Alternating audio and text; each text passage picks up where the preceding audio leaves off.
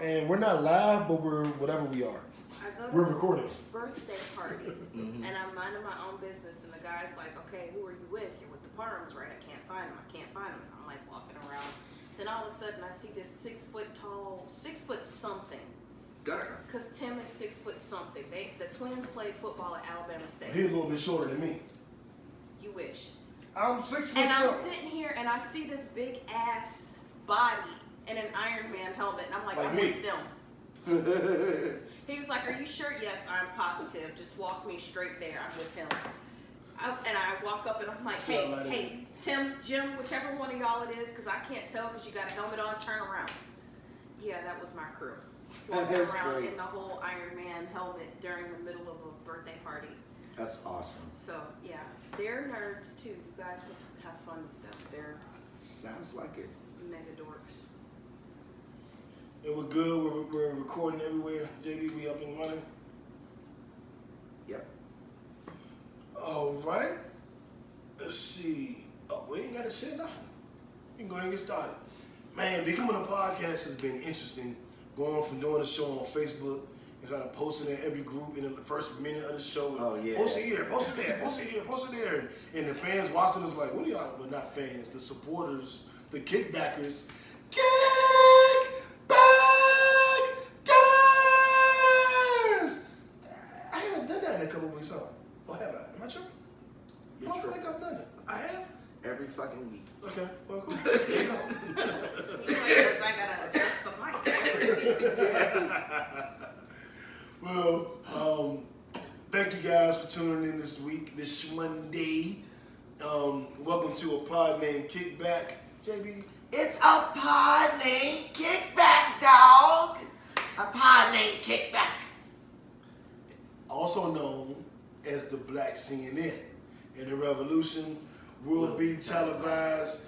I'm no Brace New, the righteous ratchet. If you throw it, I'll catch it. If you got it, I'll match it. Every Monday, we right back at it. I feel fantastic. You hear me? What's up, everybody? It's your girl, Tori Grace. I'm in the building. Vixen with the voice. We're not Blonde Bombshell this week. Purple hair don't care. Purple hair don't care. Purple rain. See the record? That's why I put the record up for you. Purple rain. It's my favorite color. So I figured if I was gonna do something. Purple rain. This cat. Oh Jimmy, bring it. Get right here, here, Jimmy. not have purple hair ever again. You know what? Fine. You are not the singer of the group. Not a way. What's up, y'all? It's JB Frank. I'm that gangster geek representing NWA, Nerds with Attitude. Happy Monday, everybody. Welcome to a pod named Kickback, dog. we got an interesting show this week. Before we get started, I want to shout out everybody that's been coming through. We had Omise, Jada, Kiki from Cocktails, K. Jones from Melanin Milk and She Orgasms.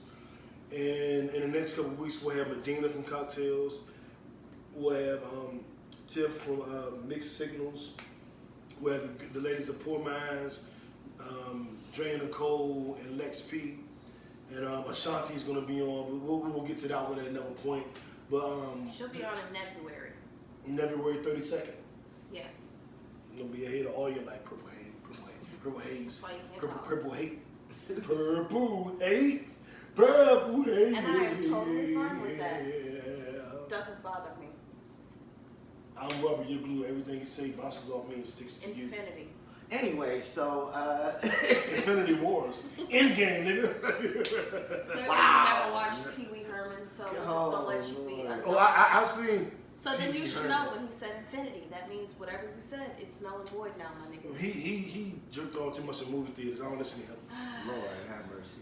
Anyway, on to that icebreaker. Yeah. I sit on the other side of you. I'm gonna sit by him today. No. Oh, no, you I can don't see wanna even sit by him either. come all the way over here. You got them So, elbows. See, right, he it's in there. danger. One thing no one really knows about you, Tori. Tell us. I'm allergic to ant bites. You're allergic to ant bites? Yeah. My leg's like on swole right now. You must have got bit. So your aunt bit you? What? You said There's an ant. Which one of your aunts bit you? I'm trying to. JB, help me, please. That was so corny. It took me a second to actually get it.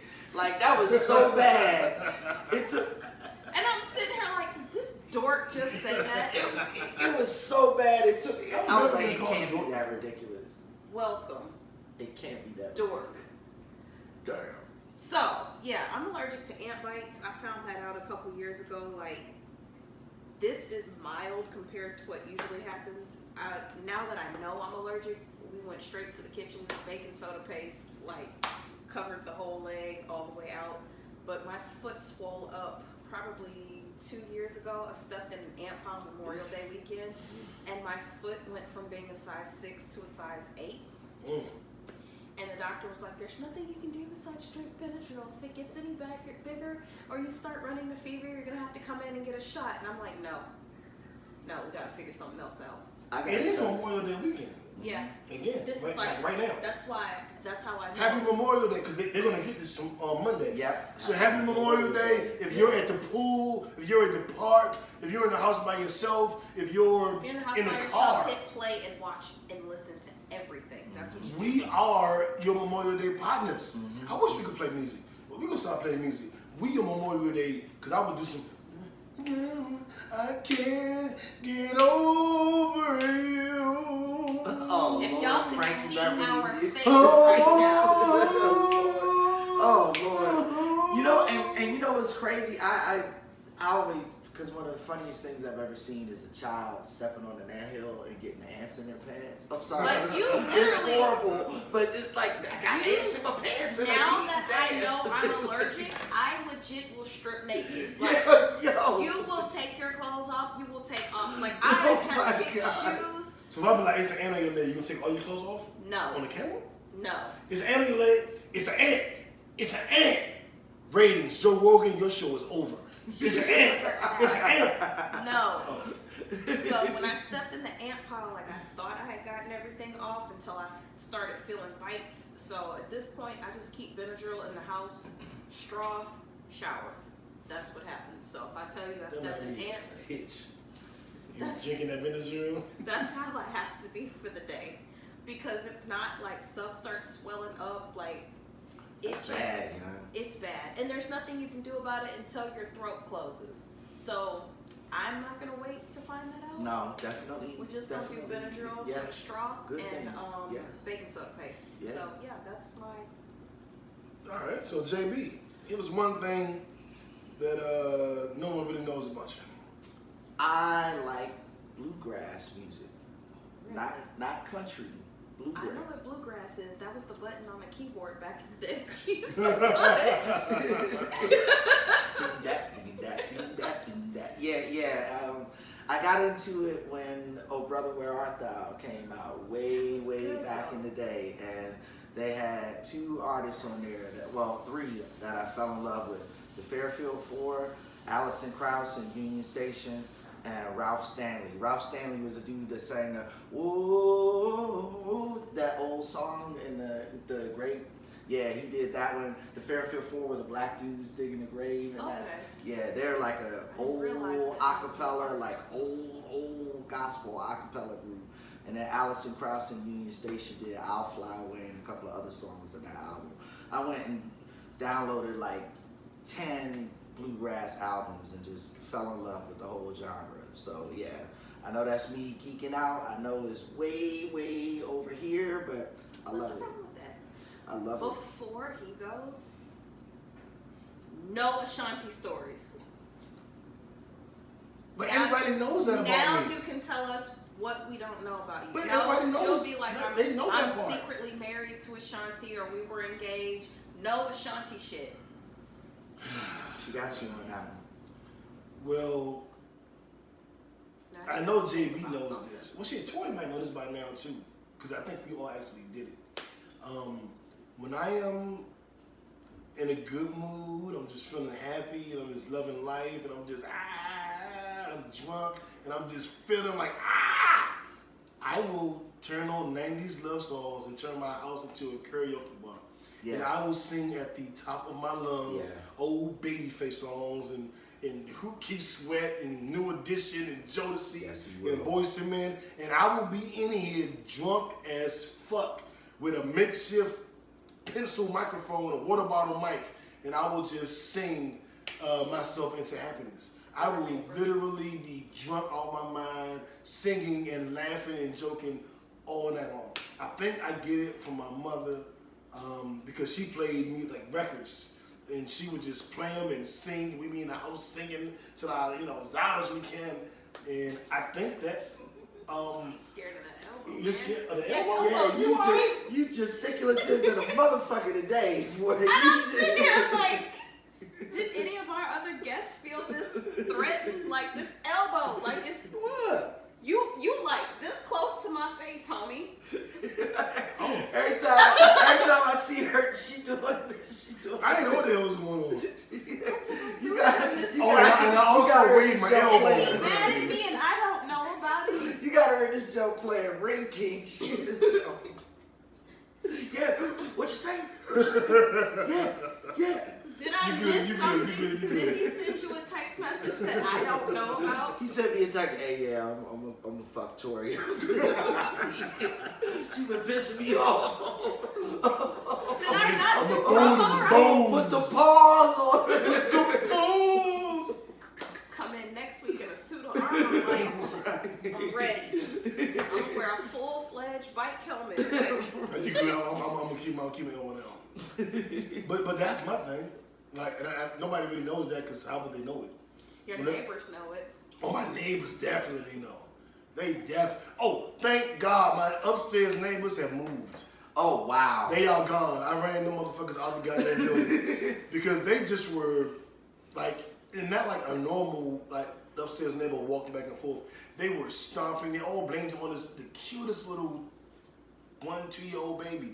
Oh, that 1-2-year-old ain't making all that goddamn noise. What are y'all doing? I have a 3-year-old, not that damn different. So it was the baby? It really was the baby, you think? If I lived in an apartment, I would never live upstairs with my 3-year-old. Yeah. I swear to you. Absolutely. He will pull out trains. He will be playing like basketball in the house. He will throw like, the vending machine bouncy balls that you get. He will take those and like throw them everywhere. It'll be jumping like he jumps on the couch. And you're like, Kenneth, stop. So he'll get off the couch and jump on the floor since you said don't jump on the couch. And he will just jump. Yeah, sometimes little new is like that too.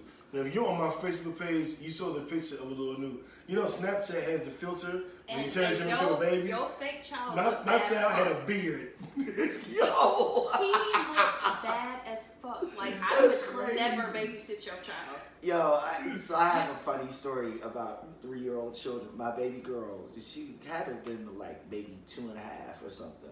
But I was taking a video because she was sitting in the kitchen and my ex was, I don't know, washing dishes or whatever. So she had pulled out a bunch of pots in the middle of the kitchen and was sitting in the middle of the floor. Bing, bing, bing, bing. Banging the pots with a spoon in his heart. Yelling at the top of her lungs. And our dog walked into the shot. And our dog looked at her and then looked ahead at the camera like, fuck is going on? Like young, I'm a dog. Like, imagine what this shit sounds like to me. The look on my dog's face was like, yeah, she was just like, young, like please make this stop. Like, please, young, like. So, 3-year-olds making no, yes. Oh my God, most yes. definitely. Well, they're gone, thank God. Yeah. So I'm telling you. When y'all used to hear that turbulence in the middle of the show, it wasn't us. It wasn't a plane. It was that little badass 2-year-old. It's just now gotten to the point where people will be like, yeah, come pick up the kids. You can pick up everybody but Kenneth. Because you will unfriend me if I send Kenneth with you. Kenneth sounds like a good kid. You sound like a lot of fun. Kenneth, on the first floor. On the first floor, yeah. Like, right. He cool if you on the first floor, but he gonna jump, he gonna smack something. He powed me. He walked up to me and he was just like, pow! And I'm like, whoa, wait, time out. You don't fight mommy, you fight daddy, you fight your brother, you fight Uncle Josh, you fight your godfather. You don't fight mommy. Daddy said we can pow. No, you don't pow mommy.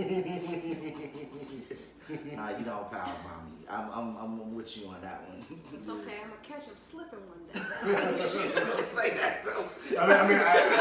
Tori gonna steal him one day. I power mommies, but that's for adults. Oh Lord. Oh, no. I power the mommies, okay? All right. So moving on. My left stroke just went viral. Indeed.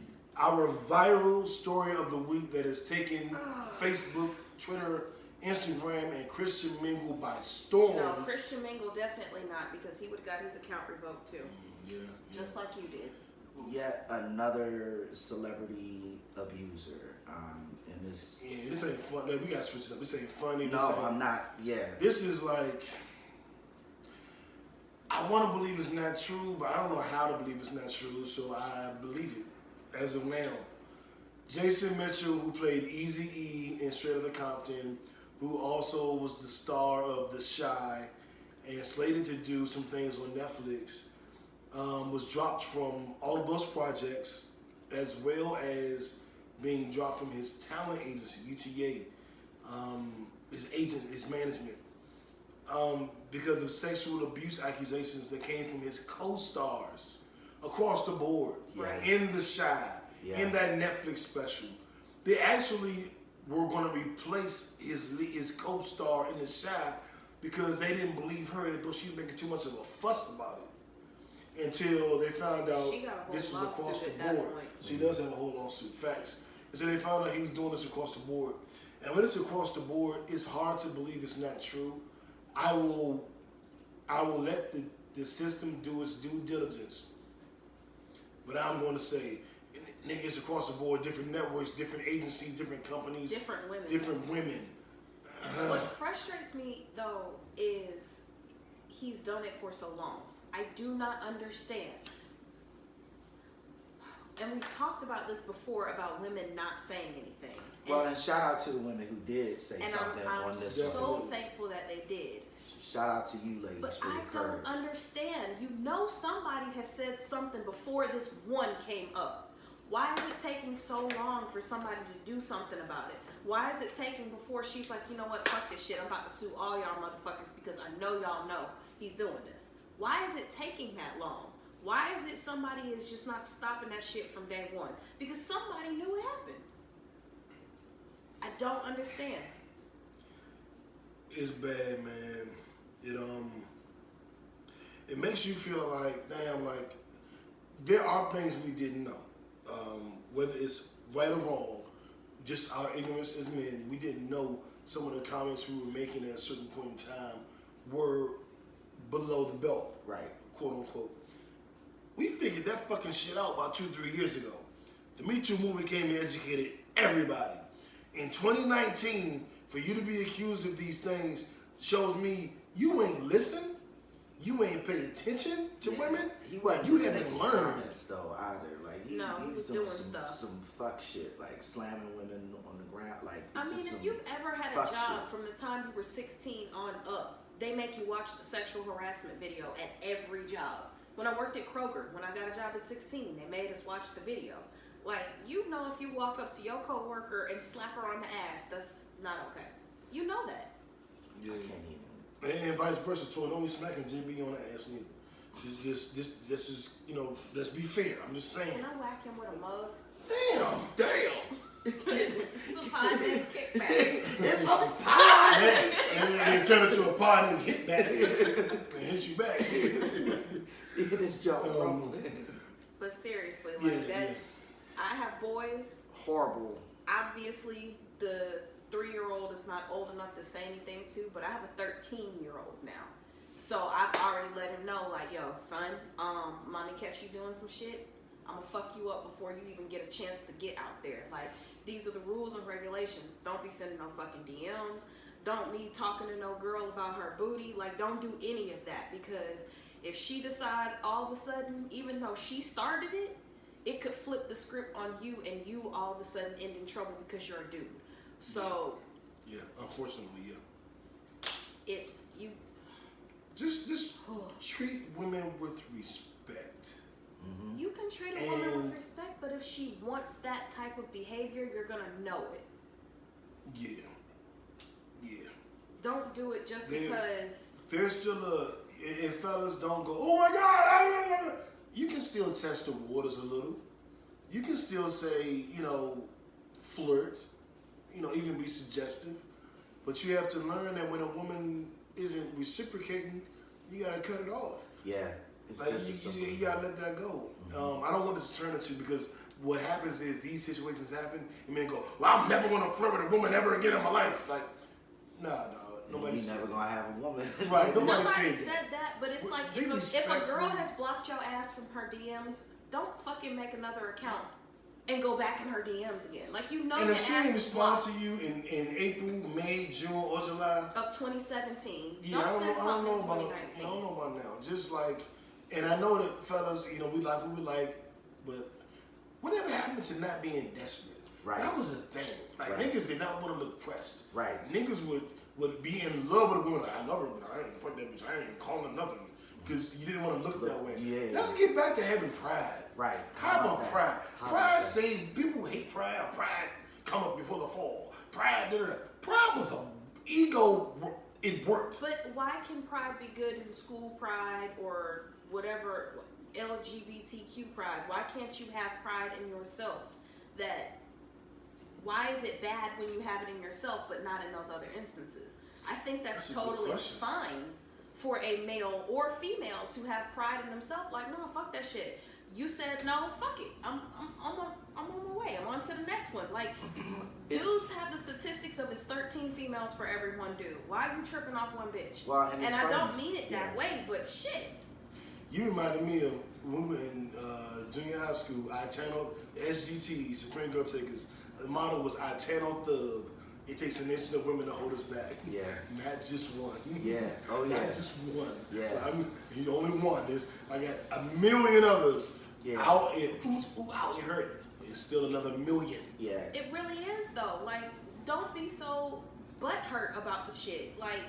Well, yeah. I mean, to offer a little Bama psychology here, honestly, I think it's pride driving these dumbass fools. To be honest with you, they can't possibly like. Oh, no. I know this chick wants me. I know she. Oh, I didn't think about it that way. I know she gotta have me. I just gotta say it the right way or do the. I'ma get her. Persistency is not key in this situation. Yeah, niggas be chasing women like they chasing down a sale. You know what I'm saying? If I call her 85 times, eventually she's gonna answer the phone and I'm gonna get her. No, you're not, yeah. No. Call her 85 times, she ain't never gonna answer the phone again. That's a whole felony charge at that point. Yeah, remember that girl we talked about on the show that what she called you phone 10,000 times in a weekend or some crazy shit? Yeah, oh yeah. It was our What the Fuck Story today last year or maybe the year before last. They don't want to. She called. Yeah, it was crazy too. Like they put up charges against her. Right. That's harassment. Like her level, it definitely was. That it's crazy. Something is just not right with that. Like positive energy to the women that were involved in this. Absolutely. Thank you for speaking up. Thank you for speaking up. Jason Mitchell, who's losing everything. I hope that you get counseling and the proper treatment you deserve. I don't want to discard him as a worthless human. Like, I hope you get your treatment and some psychology, and because he's talented. He's a talented actor. I hope this isn't the end of your life. Like, you made these series of mistakes, and that's the end for you. I hope you do the work to fix it and are ultimately forgiven. That's my wish for you. Positive energy to everybody involved. He's a relatively young dude, right? So he's got a chance to. He's got time. He's got a chance. Yeah. We'll see. Yeah. How would Donald Trump shut up stupid? Representative Doug Mcleod. Let me say that louder to you. I'm gonna need to let this close for this one. Doofus with dumb pants. Yeah. Ass face. He's being accused of punching his wife in the face. I was gonna say it's not an accusation because the popos came out to pick his ass up. Yeah. What he's being charged with punching his wife in the face because she didn't undress quickly enough for sex. they said the cops said when they got there he was visibly drunk, like staggering around the house, like answered the door and was like, "Oh shit, the cops are here, shit." I could not be. Bitch, put your clothes. Like he was like that bad, like it was bad, like. I couldn't be with somebody that got that damn drunk on a regular basis. Yeah. That's not something that just happens overnight. That's exactly what she said in the article too. You magically just started to get drunk. This is something like he's an alcoholic, and he's been an alcoholic for a while. And this is probably not the first time he's hit her. That's what she said. That's exactly. This is probably just her. I'm sick of this shit. And almost I'm done. verbatim what she said in the article that I read prepping for it. She said that literally what she said. He becomes violently drunk oftentimes and puts his hands on I her. couldn't do it. Yeah. I've been there, done that, and it was with a dry drunk. Like. Yeah, it's a dry drunk. Somebody that acts like a drunk person with no alcohol in their system. Oh. And it's fucked up. Bipolar. Yeah, and you just get to the point where you're done with it. I don't know how this woman stayed in a marriage with him for so long. I don't know if it was because of the whole political aspect. His term is coming up. He needs to be reelected. I don't know what it was, but his dumb ass, he punched her because she didn't get undressed fast enough. Yeah. Yeah. No, I was just gonna say his party is demanding that he resigns. So. He should. Yeah, and he should, and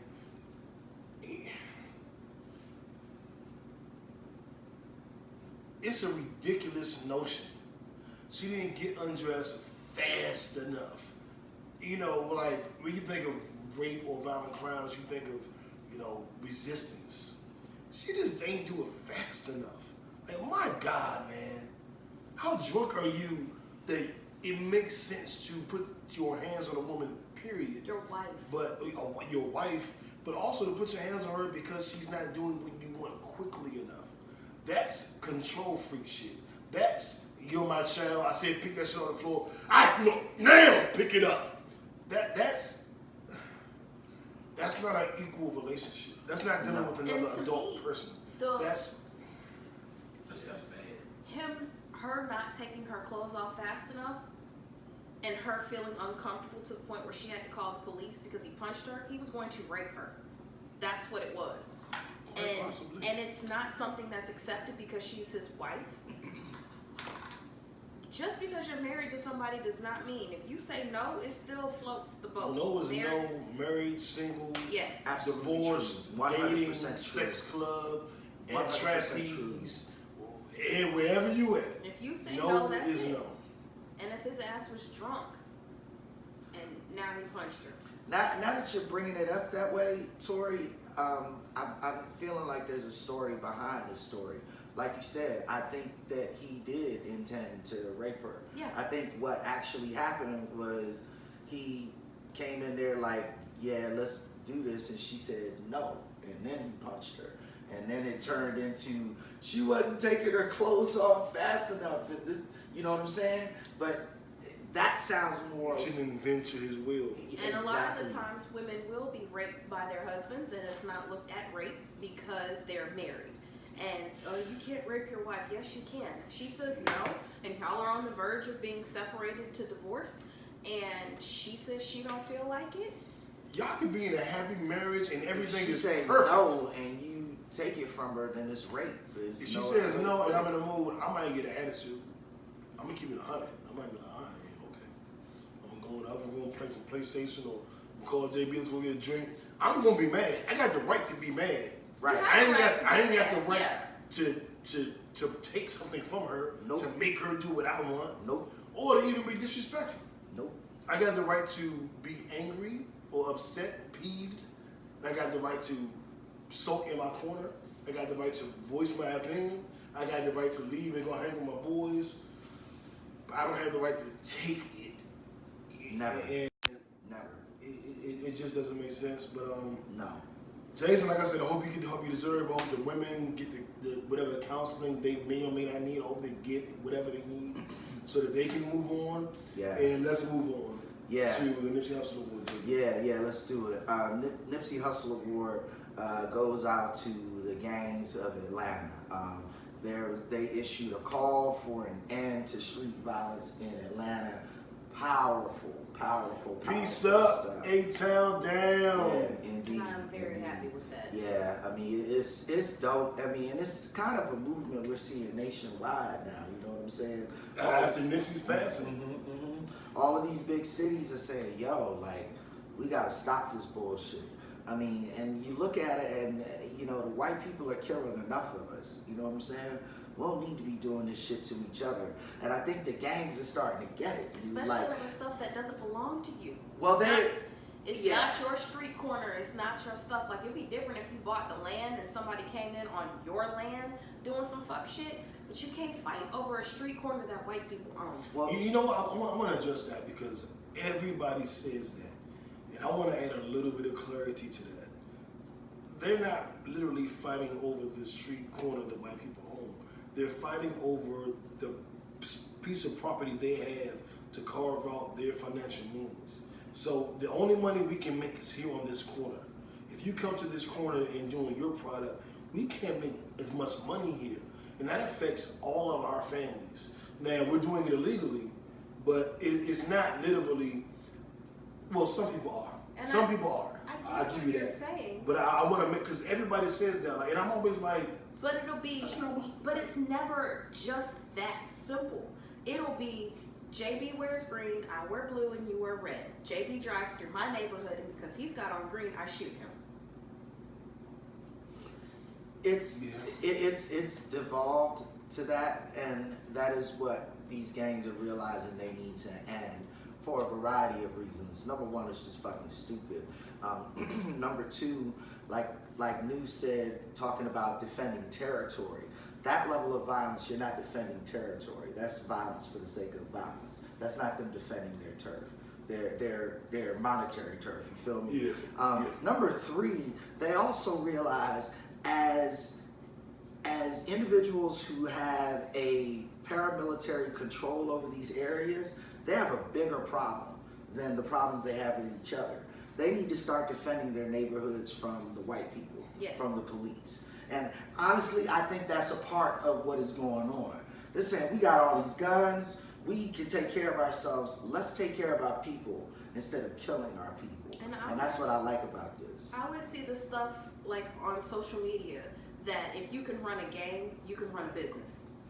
I mean, you watch enough TV, you saw Ghost doing it, you saw Sopranos doing it. Like, if y'all can get together and hustle out drugs, hustle some damn t-shirts. like what Killer Mike was doing with the gangs on this Netflix show. When he had the gangs, they put together the Crip Cola, the Crip Coca-Cola soda. Yeah, make a soda, Soda. make a t-shirt, sell some pants, sell, I agree. sell some I shit, remember, make a loaf of bread. I Like, remember Shmee Five, when our boy Shmee, one on the five, said like, it was bright. He could be, president, or he could be the head of a criminal organization. Like, what's he gonna do?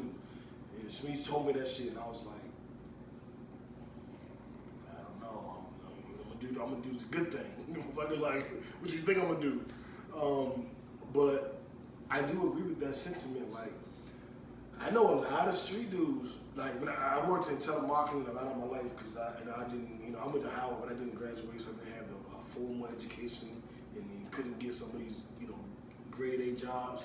So I was a hustler, a salesperson. So I would work in telemarketing, and it would pay some shit like $8 an hour, but I would make $25 an hour based on my ability to sell. And I was in there with the grimy, like, shout out my nigga Black, love you fool. I was in there with the grimiest niggas who had no education, dropped out of high school, was thugs, straight, just, yeah. But they could go to get a telemarketing job and but I was talk you gonna into say, shit. just because they didn't have an education didn't Oh, make nah, them they could- smart. Oh, nah, they Jay-Z, can sell. Jay-Z sell. doesn't have a whole full ride They can sell scholarship sand to to a whatever. crab. Yeah, right. So I mean, a lot of dudes have the capability and ability to do the same thing that you did. It's just nobody has spoken any type of positivity into them. So I'm glad that the gangs are sitting here like, okay, y'all, we got to do something better. If y'all can create a gang, then that means you can create an organization, which means you can sell some shit to It somebody. means you've already created an organization. Yes. Thank you. So you can flip it. You just need to figure out what to flip. So, okay, cool. Your color is red. Then I'm going to need you to do some kind of red themed t-shirt. Like, sell your t-shirt line to everybody. If you can collect dues on something. Do a damn nonprofit. Find somebody that can write grants. Don't laugh at me. I'm not mad at y'all, JB. JB did that. It was him. I did it. I'm going to beat y'all both. I did it. But, I mean, don't hurt me. Finally, you gonna beat JB. I'm like, damn. I'm the only person that's here. Where my rulers? Like, shit. Because you steady doing stuff. I'm innocent. You don't see my halo? JB, I'm going to smack you. Yeah. But seriously, like, y'all can go to the library. There's a big ass book that's like 700 pages in there on, like, it's a grant book.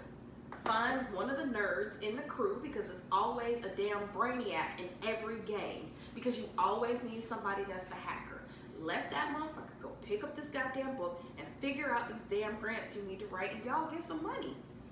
Legit do it. Y'all can get the money. Y'all all smart enough to do it. Shit, gangs are incorporated now. Right. Yeah. LLCs and shit. And don't get it twisted. The Hells Angels and all the motherfuckers are gangs. Yes, they are. Gangs. But they Motorcycle gang. Yeah, they're gangs. Bicycle gang. But they're incorporated and they're making money. Exactly. So it happens with white people. Let's make it happen with us. And I just want to say, just really quickly, I don't even know what to do. Can we hug the camera? Can we give all the gangs in Atlanta like a hug? We're going to give them a virtual high we five. We hugging Tori. We're not high fiving today. This is spiritual. I don't want that hug. With the nasty fingers and shit. Yeah. You see the fingers and shit? The violating fingers. I'm like, he must be hugging one of the female gangs. Right.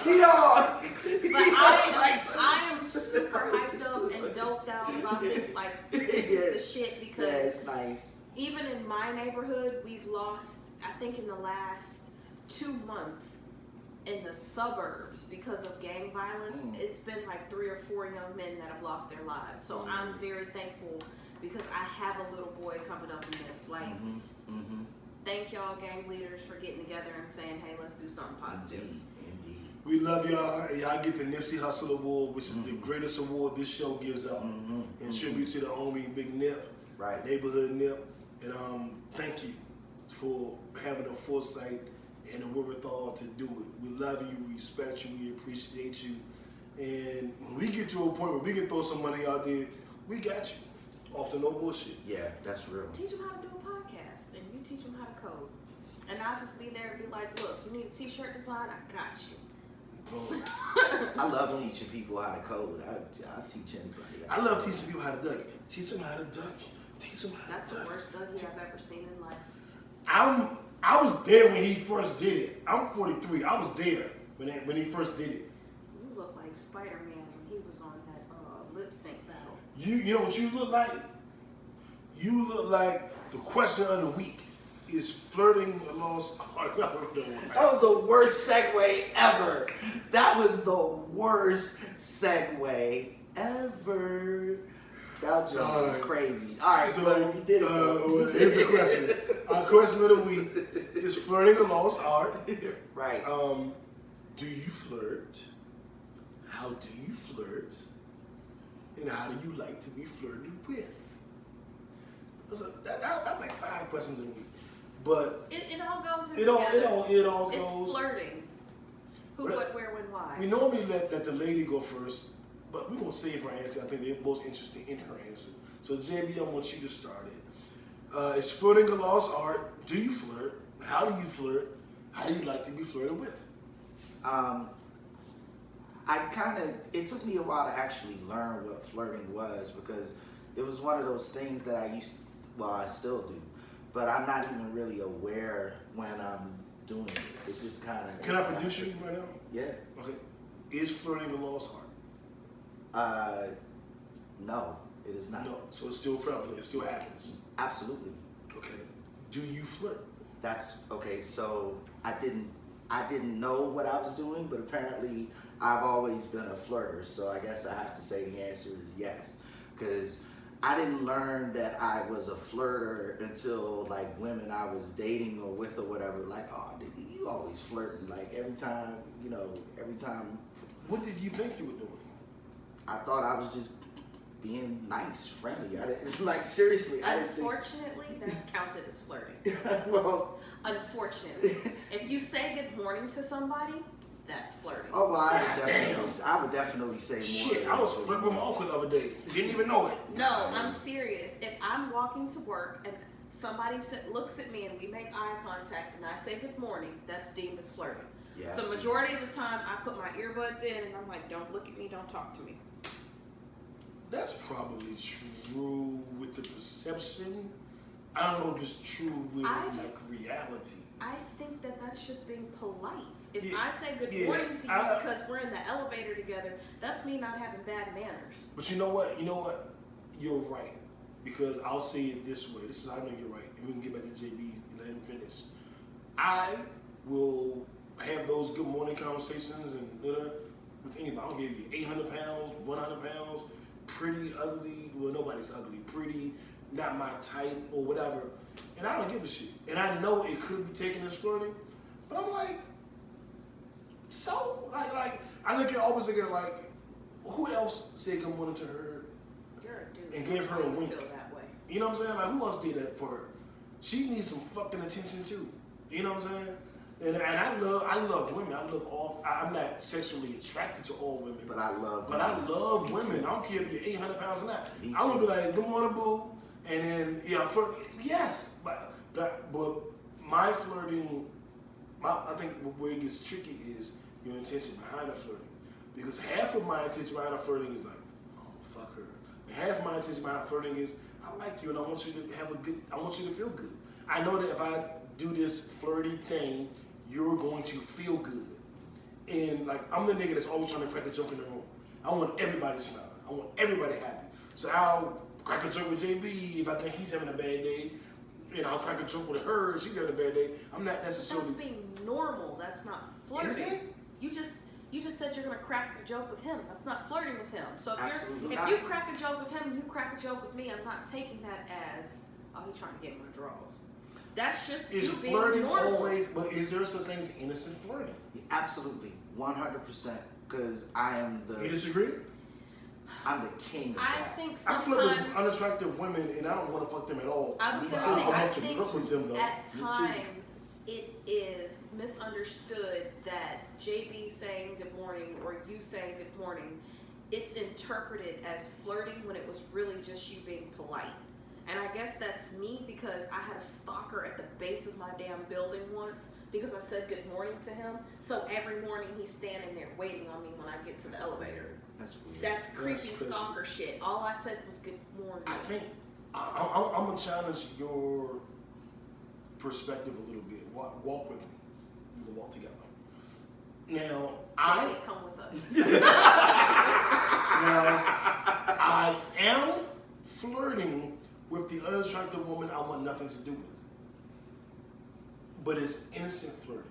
I'm flirting with her because I don't think anybody else is gonna flirt with her. So I am not like I'm being nice, but No, you're being nice. I'm being nice. It's okay. But it is flirting, but it's innocent flirting. I don't want it to go anywhere. And I think that there is a distinguishable thing between innocent flirting and flirting with intention. maybe? Isn't that the good morning though? If I say good morning to you It could be either, good morning could be either or. it's and Good I'm morning could doing be I air want to fuck, and quotations good morning could be. flirting, but it's just me being damn polite. But no, So I it's call not it innocent flirting. I call it innocent flirting. I don't. But I think it's being polite. I don't it's want innocent my flirting. good morning to be deemed as any type of flirting at all. I'm just being polite. I don't want. Okay. I don't want to do. Can we introduce 3 categories? Being polite, innocent flirting, flirting with purpose, intention? with intention. I think I that's think fair. those are the 3 things. I think so too. I do the innocent flirt with every woman that has ever lived. And I Just because you're a woman, I'll do it. Every woman on earth, I So, have innocently flirted with. You if can't name one. If you Right. have a homegirl that's more like one of the homeboys, and like she's always kicking it, hanging out with you, do you still flirt with her even though she's made it perfectly clear?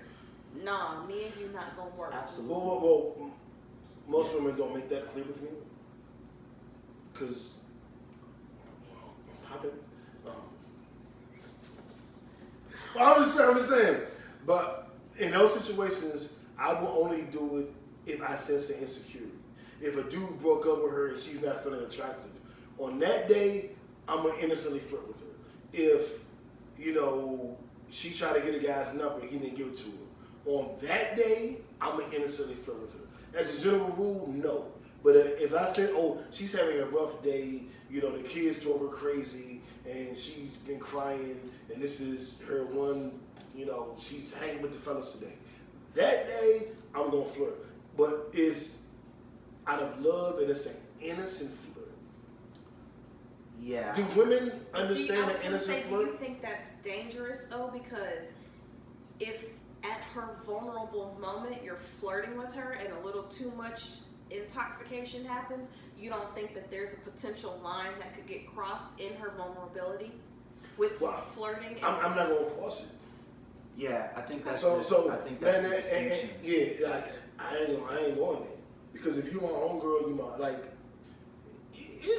I asked. It's hard to get out the friend zone. I'm usually the homegirl.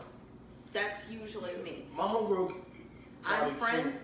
Every guy friend that I have, unless his wife or girlfriend doesn't want to be friends with me, I'm friends with everybody. Yeah, I hear that.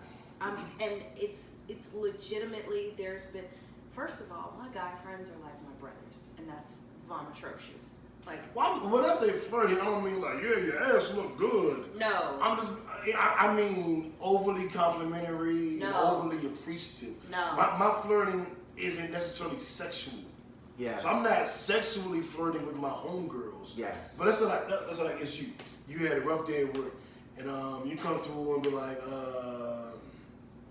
yeah, work sucked. Da, da, da, da, da. I'm like, damn, Troy, that's a nice outfit. Like that's being a friend. That's not. But I'll be like, ooh, you must be trying to get a new nigga today. Troy, y'all ain't nigga for a nigga, y'all. Troy nigga for a nigga. She got her. I got a nigga look. And I'm gonna big you up. I'm gonna big you up. Yeah.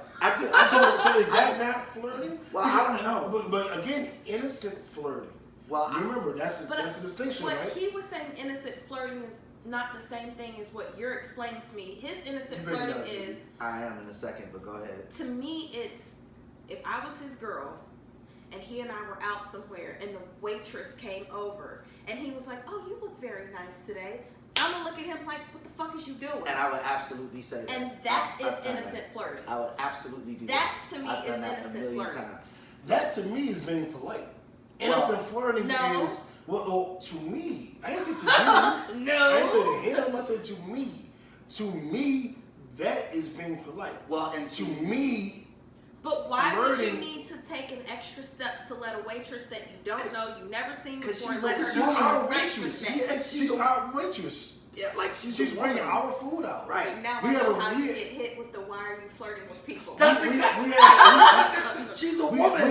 We have a relationship until we leave this restaurant. Yeah. She's our third wheel. Right. She's in but charge did of she our come food. and tell me She's that in charge I of was our pretty drink. for the day? No, she didn't. Why do you need to volunteer that extra shit? See, to me, now you see where a woman is coming from. Don't do this. This has happened to me. I don't get that because I have girls where we'll be at the restaurant now if it's because to me that is innocent flirting. So you like be okay it don't with your even girl count. doing that if some dude walked over and she was like, "Oh, you look fine today." I don't know honestly, but what I've experienced is you gotta set him up. What I experienced is me and my girl at the restaurant, and she being like, "Is that our waitress?" I don't know. She come over, "Hey, thank you." She, and she, I'm sorry. And I was looking at it, I was like, wow, it must be a bullseye, because he triple tapped that motherfucker. Because the girl, he hit her with the combo. Because the girl be like, now I gotta scratch the other part of my leg.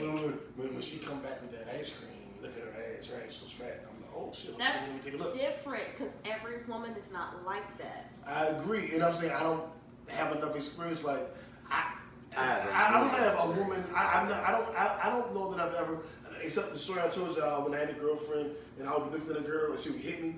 I had that experience, but even that wasn't like she wasn't really mad. Oh you know what I'm saying? Yeah, they so were never really. I don't mad, know. They knew I wasn't going to do nothing. Yeah. Yes, I don't know. I don't know what that is. You always have to put yourself in her shoes. I have a funny story about flirting. I have to tell. I was at a party one time. It was a party for my band. We were doing an album release party, and this badass German chick was in there. New student at Harvard.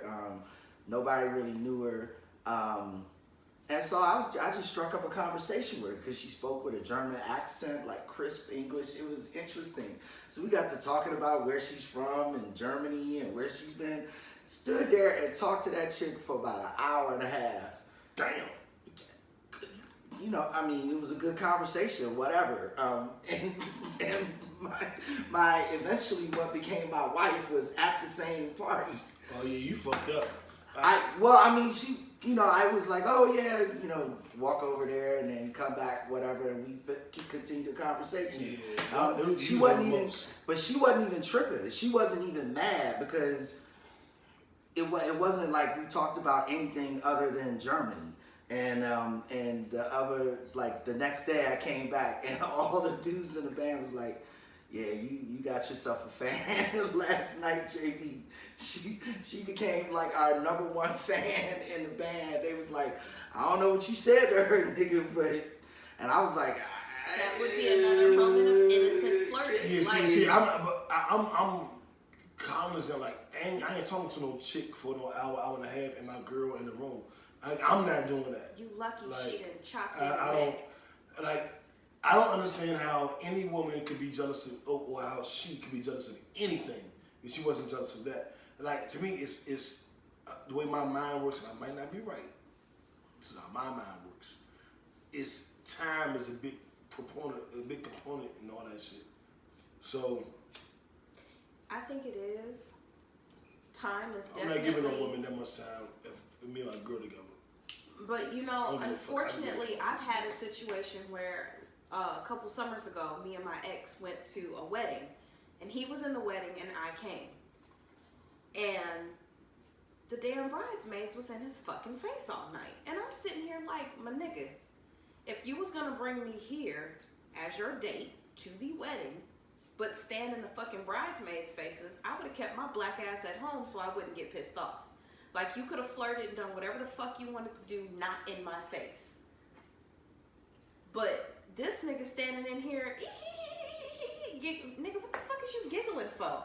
They hate when we laugh. Well, they hate when we Tone laugh. that motherfucking giggle down about 12 decibels because I'm gonna beat your ass and hers. Oh man, you know, that's just what it is. Like, when you go to a wedding, you flirt with the fucking bridesmaids. No, the fuck you don't. You keep your goddamn dumbass self over in the goddamn corner with the goddamn groomsmen, and y'all keep your ass on opposite sides of the room. Otherwise, I'm gonna go flirt with me a goddamn groomsman and see how you fucking feel. Yes, I'm petty, y'all. Yeah, and see, I don't do like those type of things. I just don't do. Like, I'm not doing no shit like that. But all guys don't think that way. If you bring your girl somewhere with you, whether it's a performance, my girl come with a me, wedding, she's whatever, the star of the show, and that's how for it that should night, be. no matter what. And you're supposed to flirt with her ass the whole night. I can't even relate to this shit. And I'm not like, you know, the super gentleman type nigga. I'm just like, I'm just not doing that. To me, that's one-on-one. That's the first rule. I'm like, if you my girl and we out together, I'm not in no other bitch face all night. Like, And that's how it's supposed to be, just, because it's not even. And I'm not like a good, like, I don't think I'm a good nigga now, but like I might have not spoken to a bitch and fucked her that night. Like, I could have cheated on my girl that night with 2-3 different girls, you know, whatever the fuck. Got 3 numbers and fuck bitches the whole time we was together. But when we're together, I'm not in no bitch face. So I'm not saying that I was a good guy. The other part. I'm saying that I'm not doing that shit. Like, to me, that's like rookie mistake. You know what I'm saying? Yeah. Like, I'm not doing that shit. Well, I was what, 19 at the time, so it was. Well, you make dumbass mistakes. I wasn't even really thinking about it like that, and it was like a college kid party. And the thing about, I mean, I guess that's why we're no longer married. It was not unusual at all for us to go to a party and for us to be in separate rooms for hours at a time. I respect that. I don't respect I was talking gonna, to a girl for, sometimes, you know what I'm saying? like if all three of us went to a party together and the three of us went to a party together, I'm not dating anybody. But if we're gonna be in separate rooms, but I damn near halfway expect somebody to come check on me. Mm-hmm. It wasn't, I mean, and again, like, it wasn't like, you know, we disappeared off in the cut somewhere. We were standing in the middle of everything. And that's cool, know? but in a woman's totally eyes, get it. you totally standing there talking to a bitch for an hour and a half, now we got a whole ass problem. What the fuck is so interesting about her? And that would be how my response is. What the fuck is interesting about her that you need to sit there and talk to her for an hour and a goddamn half? I don't give a fuck if I was sitting on the moon. Why are you talking to her for an hour and a half? And my thing is, why you don't know that that's gonna be a problem? Like, why don't you know that talking to another bitch for an hour and a half is bad? Because you're young. You don't know no better. Well, so the weird thing is, it wasn't a problem. But I understand what y'all are saying, but it wasn't a problem at all. Like, we laughed about it.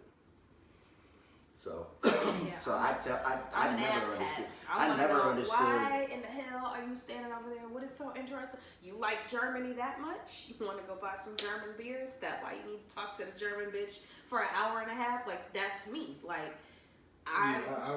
everybody's different. It's just not how I move. I mean, not to say that I'm innocent. Yeah, not to say that I'm innocent, because I have done some fucked up shit. See, but I'm just not doing it in front of my y'all girl. Are the reason I don't want to date. Hey, well, you get to hear about all of these experiences, so it shows you all of it.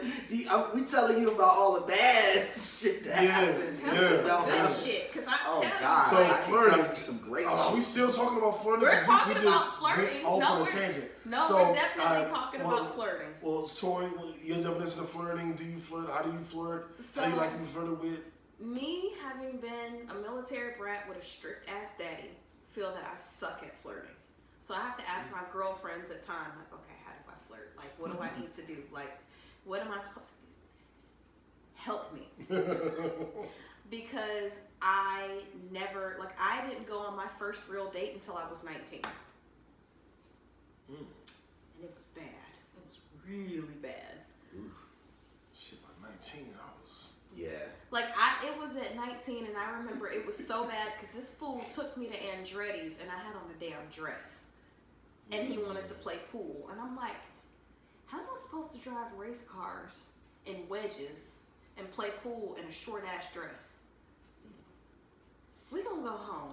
Let's just take me home. He didn't prep you for that date. No, I was not prepared because I would have wore sneakers, a cute pair of shorts, and been able to go hang out. So flirting to me is like, I've given you some kind of sign. At least I hope that I've given you a sign that I want to flirt back. Because again, I'm not the best at it. I'll get to the point where I'll be like wrapped up in doing work, running the business, trying to do stuff for the podcast, taking care of my kids, and working and going to school, and I'll be like, oops, I forgot to fucking say hi. So you have two horrible flirters, because she sounds like she's about as bad as I am, and you heard my story, so you know I flirt with the wrong motherfuckers. But I would never go into. You different from me. I would never lock myself into a one-on-one conversation with somebody for 90 minutes. I'm getting the fuck out of it, especially if the dude that I'm with is there. We can chit-chat for like 5-10 minutes tops. Or I'm gonna be like, hey, come meet JB. JB is one of the homies from blah, blah, blah, blah, blah, so that my dude knows ain't shit going on. Y'all two can interact, and I might be like, okay, I'll be back. I'm gonna go and excuse myself, because I don't even know that happened. I'm not even gonna lie and say that definitely happened. But see, me having been in the industry for so long, you kind of have to do that. That's real. Otherwise, your dude's sitting over here like, who the fuck is this nigga standing in your goddamn face? So you do that kind of stuff. Like, certain stuff I'm aware of. I just do like, okay, well, I know that if I were him, I'd be pissed off that some chick was standing in my dude's face. JB won't win no hood shit. He would have hood shit. She would have walked up like, what the fuck is you doing? And see, you're right. somebody asked on my Facebook page about being ratchet. Like, I have my moments of ratchetness. I feel that at some point in time that I've let the guy know that I'm talking to, there's certain shit that's gonna piss me off. If a bitch is standing in your face, please don't do it to me because of past experience. Like, if she's your friend, introduce me. It's cool. Like, just say, hey, this is my homegirl, blah, blah, blah, blah, blah. We're fine. Because now I'm sitting here like, did this nigga just lie to me? Did he tell me and him are dating, but he dating me and like 17 other chicks and then accidentally forgot to tell me? Because now I'm going to feel a little insecure and now I'm going to be like, fuck it. That's my easiest way out. I will fuck it with a heartbeat. Like, nope, I'm done. I'm good. I'm okay. That sounds crazy. I'm gonna fuck it without a heartbeat. That sounds nasty as fuck. I'm gonna fuck it without a heartbeat. I knew where he was going. You an asshat. No, Damn. I legit will, like, if I feel uncomfortable in a situation, being at 36 now, if I'm looking at something and I'm reading it and I ask you about it and what your response is not matching with what I'm reading, I'm out. Yeah, but right now at 43, I'm good. I'm not. I just want to be happy. Like, we can flirt. At this point. I'm gonna be out in the club. Like, I like to dance. So flirting for me, I'm gonna dance on you all night. We're gonna go to the club. We're gonna hear some good music. I'm gonna dance on your ass in a corner. We're gonna get some drinks. I'm gonna get drunk, but like, it's Deval and Kadeem. That's who it is. He said when you take your girl out, there's a limit of how many drinks you should permit your girl to drink when she goes out, and 3's the cap. Don't let your girl go over 3 drinks.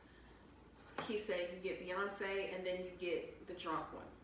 I'm a Beyonce on your ass all night. Then we're gonna go home, we're gonna have a good time, and we're happy. That sounds like a good night. So flirting to me is dancing. Go out, have a good time. Yeah, I like it. But don't ask me to try to create some kind of verbal ententes. Because I'm gonna be like, okay, flirting to me. Oh, I got a book today. But see, right? But that's flirting. That's to me. flirting. I said in our trailer we just recorded. You see, book club is flirting to me. You see how our eyes both lit up when you said that? Yeah. You bring up a book and you will wind up in a 2-hour conversation with me. I sat over here and I crocheted 7 blankets and made 5 rompers to match it and sold all of them today. Like, that's you to making me. money, you bossing up. Yeah. That's flirting. Yeah. So Very intrigued. I'll jump in. That's flirting. I think flirting to a large degree is a lost art because I know niggas that just be like, man, shorty, what's your number? And I know girls that be like, I don't want to fuck you. It's like, good morning. I don't even know your name. So flirting as an art is a lost art. Flirting is not a lost art. Flirting as an art. Flirting being an art form where you put effort into it. I'm gonna spray cologne here because I know how tall she is. Oh, yeah, when no. she hugs me, her nose is coming right here. No. So I don't put cologne here. That's where her nose is. Yeah. And I'm gonna hug her and she was smell my cologne. So y'all better than me. Like flirting is an art. Like to me, flirting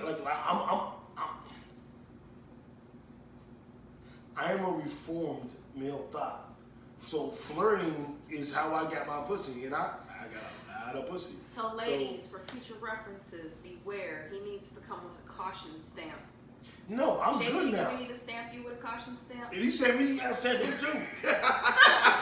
That's why I just asked him, do we need to stamp you? But we are, JD, have you changed? Oh my God, yes. No, Oh my no, no, God. no.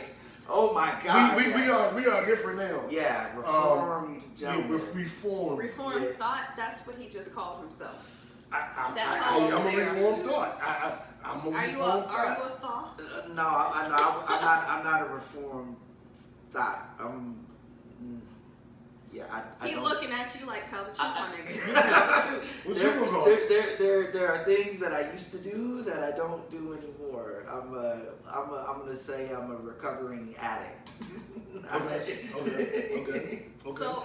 So I legit stamped myself as Rihanna's good girl gone bad for the longest because after I had several relationships, one in particular that just ruined me, like I'm an asshole. I try not to be because I legit am the, oh my God, let me make you some cookies. It's a holiday. I'm going to do something dorky like, okay, let me bring you a plate of food. That's the winning flirt right there. But to me, that's normal. Like, but you just won. I'm a matching PJs. Let's take pictures together. I'm the bad guy that turned good. That's like, wait, I turned too good. That's literally who I am. I'm the bad guy that was like, fuck this, I'm a good guy. Now I'm a good guy. It was like, whoa, good guys always finish first. Good guys always finish first. They just pick the wrong damn girls. Let me take it back a step or two. Well, Captain America's winning in my book. I was a bad guy who faked like I was a good guy. And that's why he used his gangster nerd tactics. It's like I wear glasses. many things. So flirting to me. Pretty much, y'all are telling me as your female friend that I would have had to cuss y'all's asses out on a regular damn basis. No, I was smoking my shit. You've been none of us. You wouldn't have cut me off for shit. You wouldn't have known shit. You'd have been happy as a motherfucker. Like, you done hurt this damn girl's feelings. Fuck your ass. Yeah, you would have cussed me out time too. You would have cussed me out. That's not nice. Nah, but I am who I am, and every girl I dated knew who I was. I never hid it. All you would have been saying was, well, no, she's saying she crying. Well, ask her, did I tell her blah blah blah? I always. Well, she did say you did. Well, I don't know what everybody else is. I've come to realize I'm a very unique nigga. Like when I say I told the truth all the time, I told the fucking truth. Because I didn't lose nothing by lying. I didn't lose anything by telling the truth. Yeah, but if you realize that you're flirting with a girl went from, like at some point in time, y'all have to realize that an impression or an attachment has been made from you having sexual relationships with a female. There is no way on God's green earth a woman can fuck you like a dude can fuck a chick and have no attachment to it. We're not. That's not true. That's not true. I went through a situation where a woman only wanted dick from me and used the promise of a relationship to keep the dick coming. And then, weird. Well, but it's just a majority of females. We're not built that way because we're receivers. I understand that. I understand what you're saying. I'm just saying that. But at some point in time, like if she's crying over the situation that you explained to her, then that means her brain was not processing it. And I agree. At some point in time, there has to be a chop snip. I agree at that extreme because to me, I know this is a bad thing to say, but there was a point where my philosophy was, you liking me too much is a problem, or you like me that much, oh, you gotta go. You liking me too much. I can't do this.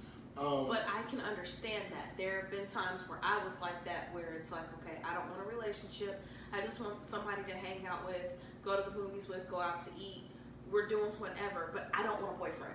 And if I've told you that, and I've not told you anything else since then, and it still keeps going down the path of we're in a relationship, now something's got to get snipped.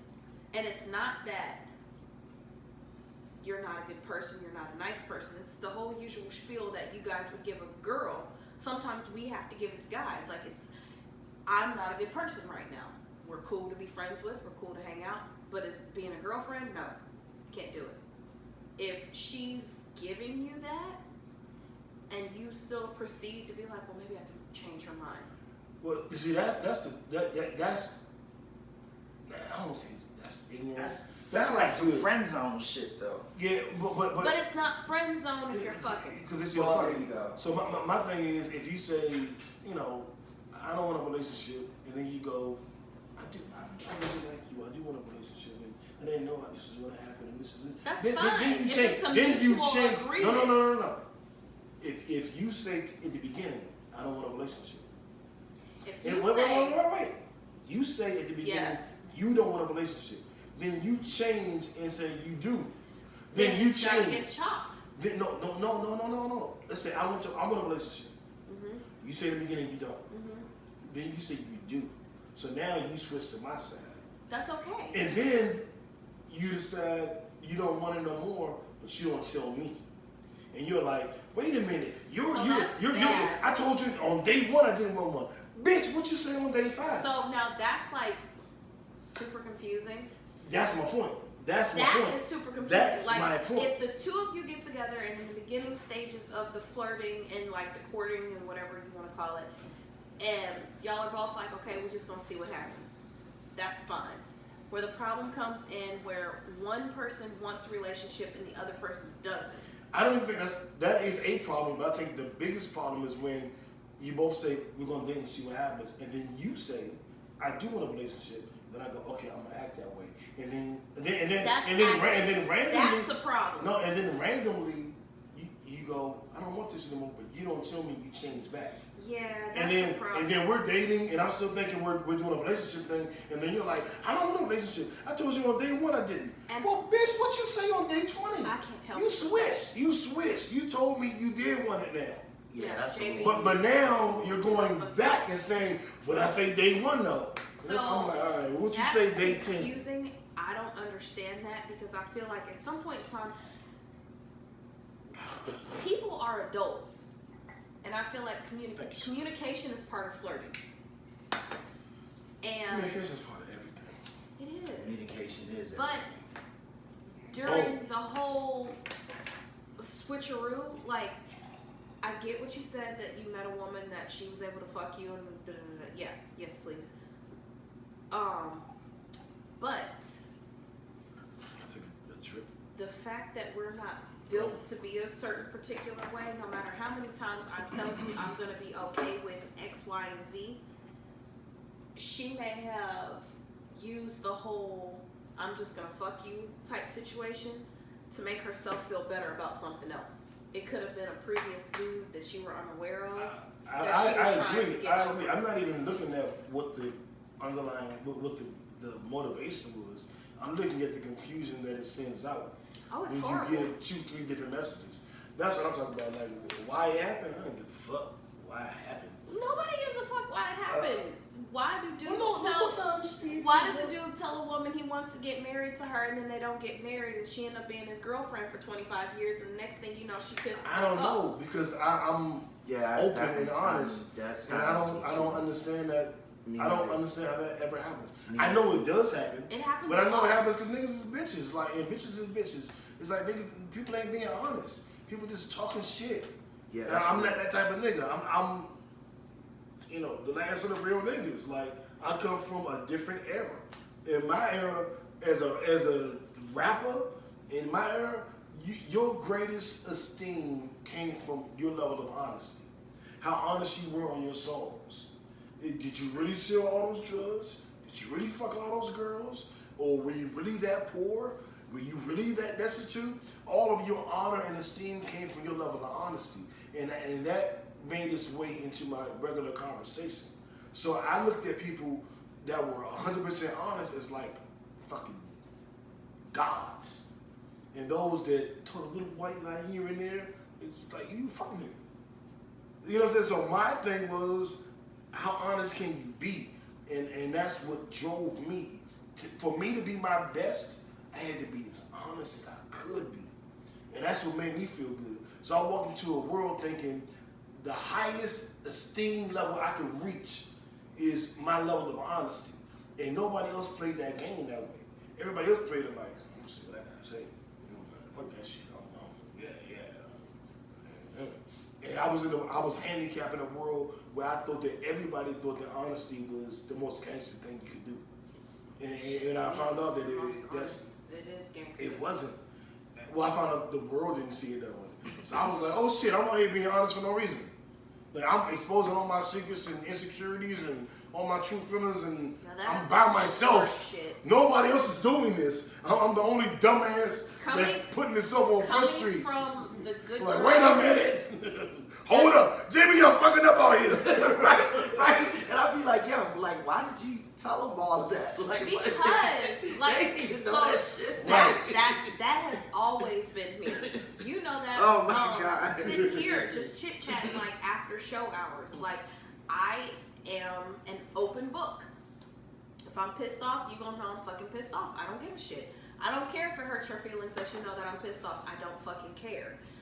That's part asshole, part kind of trying to figure things out, but I feel like that's really important. Like the whole honesty aspect. To me, you're a fake ass person if you can't be honest. Well, I mean, I love hanging with people like y'all because, you know, that means a nigga don't really have to say that much because being around y'all is like watching TV. Y'all just story after story after story. And let me tell you about what happened when I was, and remember this, yeah. But you know who got the most stories? Liars. They got the making most shit up stories. all the goddamn They got time. a story on a spot. Before we move on, flirting to me. Yeah. Flirting is a whole bunch of shit. You know, it can be texting, it can be sexting, it can be asking me for help with something. Ooh, You know, I that's forgot a good something. If I get sick and I tell you I don't feel good and you bring me soup, that's flirting. that seems like more than flirting because if I tell one of my random coworkers I'm sick and she brings me some soup, I'm like, bitch, how you doing where I live at? Why you in my house? No, I didn't say a stalker. If I tell the dude that I don't feel good, A dude you're dealing with. yes, Okay. and he shows up with like a whole care package of like, hey, get better, boo. That's Well, flirting. To me, that's like relationship shit. That's not flirting. yeah, that's beyond flirting. Yeah, that's beyond flirting. But she does bring up an interesting point, though, because flirting is something that does happen within a relationship, and it's supposed to happen a lot. You know, you Tell them again, Jay. Tell all the young fellas again. Yeah, like flirting. You like flirt with your lady. Like flirt with her. Let her know that she is beautiful. You and better. and you are excited by Smack her ass. You better do nigga. You're laughing, but that shit is like,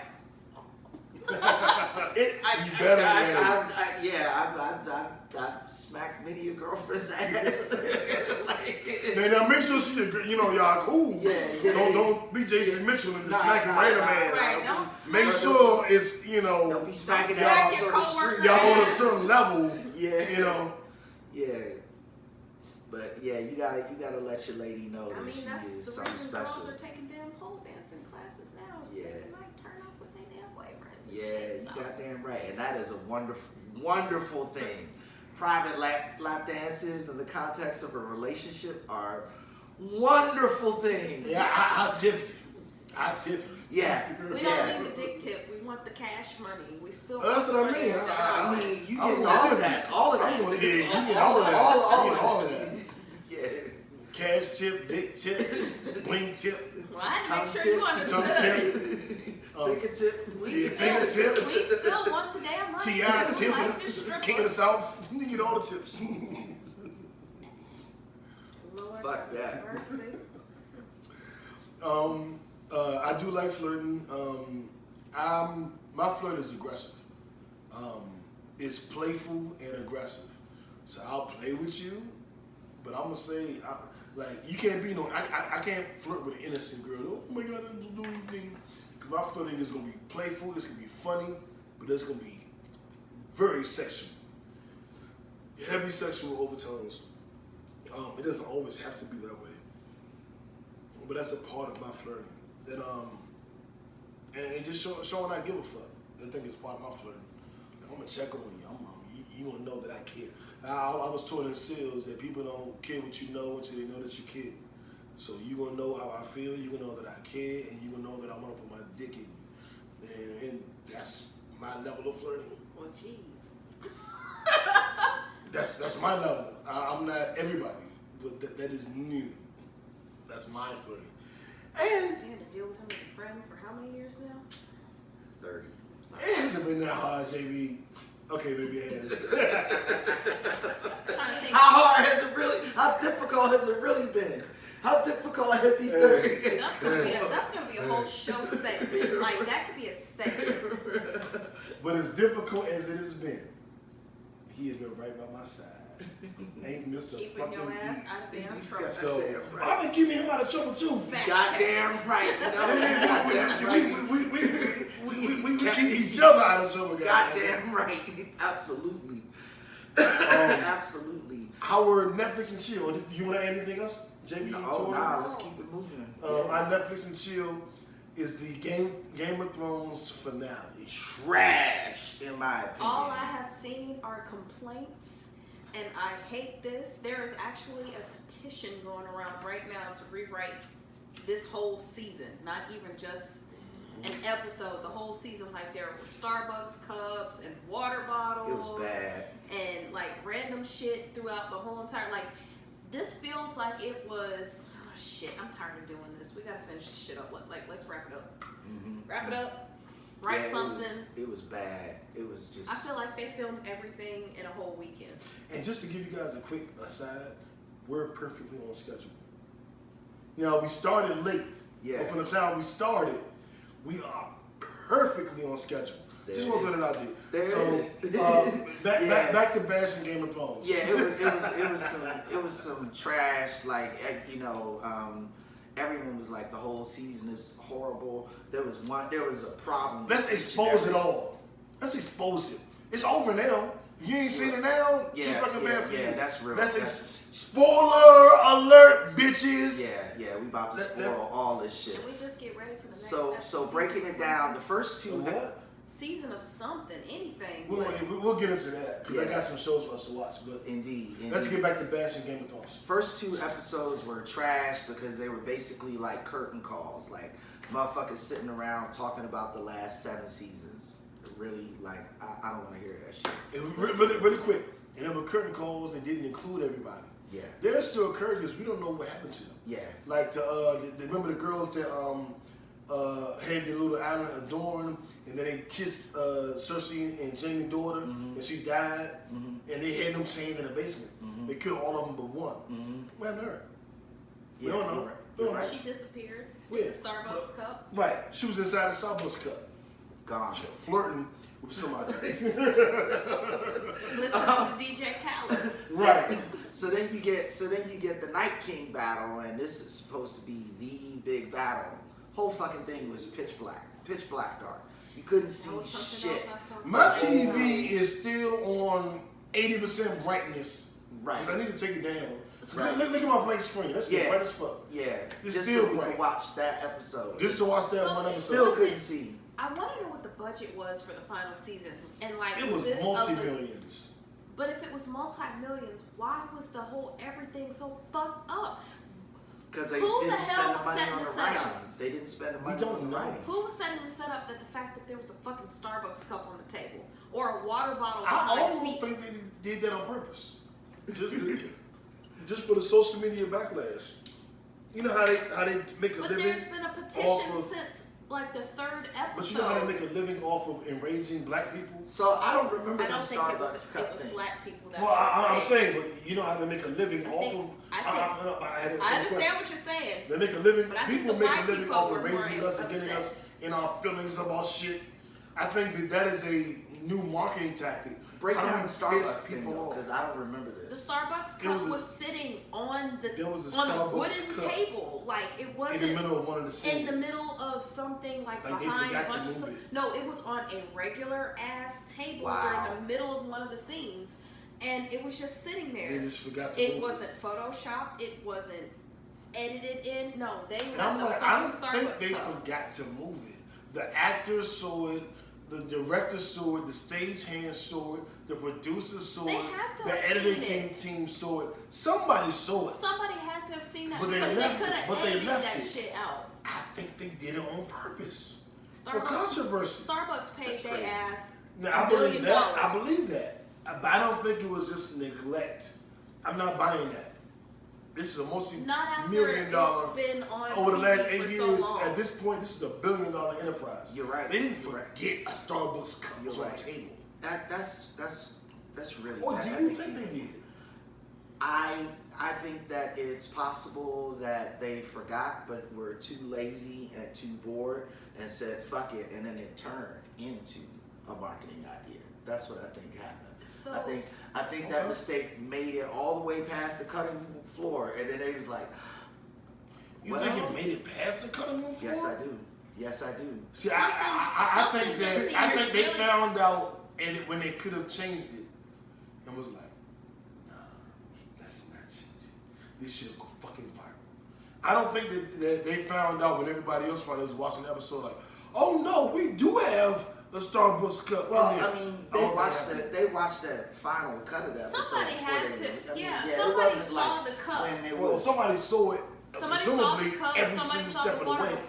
I'm saying when they saw it and said something, I'm not saying I'm right. I work in I'm market just saying research that on my day job. whenever they saw it, they decided to keep it. But I don't think it was at the point where it was beyond their control. I think they still could have made a change, but they just decided to keep it. I'm not saying it was beyond their control. I'm saying it was beyond editing, though. I don't think it was beyond. I don't believe editing. that. And I'm going to tell you I believe it was within the scope of. I think it was too. And I'm guessing. Market I don't know. research during the daytime. I'm just guessing. And in the daytime, what I've learned is that before all this shit goes to national television, they pre-screened everything with an audience of people. Somebody watched this, and somebody, when they were watching to see, okay, how do you feel about the final season? Somebody saw that damn cup and told them there's a cup on the fucking table before they hit play to say final season of HBO's Game of Thrones. Well, I think somebody also told them that fucking whole episode was too fucking dark, too. I'm sure they did. And they just didn't give a fuck. That's why I'm saying that there is negligence there. Because having a whole, like, literally having an hour and a half show be too fucking dark for anybody to see is when have you ever had that happen? Like, name one time in life where you watched anything for an hour and a half and it was all dark and you couldn't see shit. I don't think I can. Nothing. Right. I don't think I can. Even the darkest shows you could possibly come up with, you can't come up with.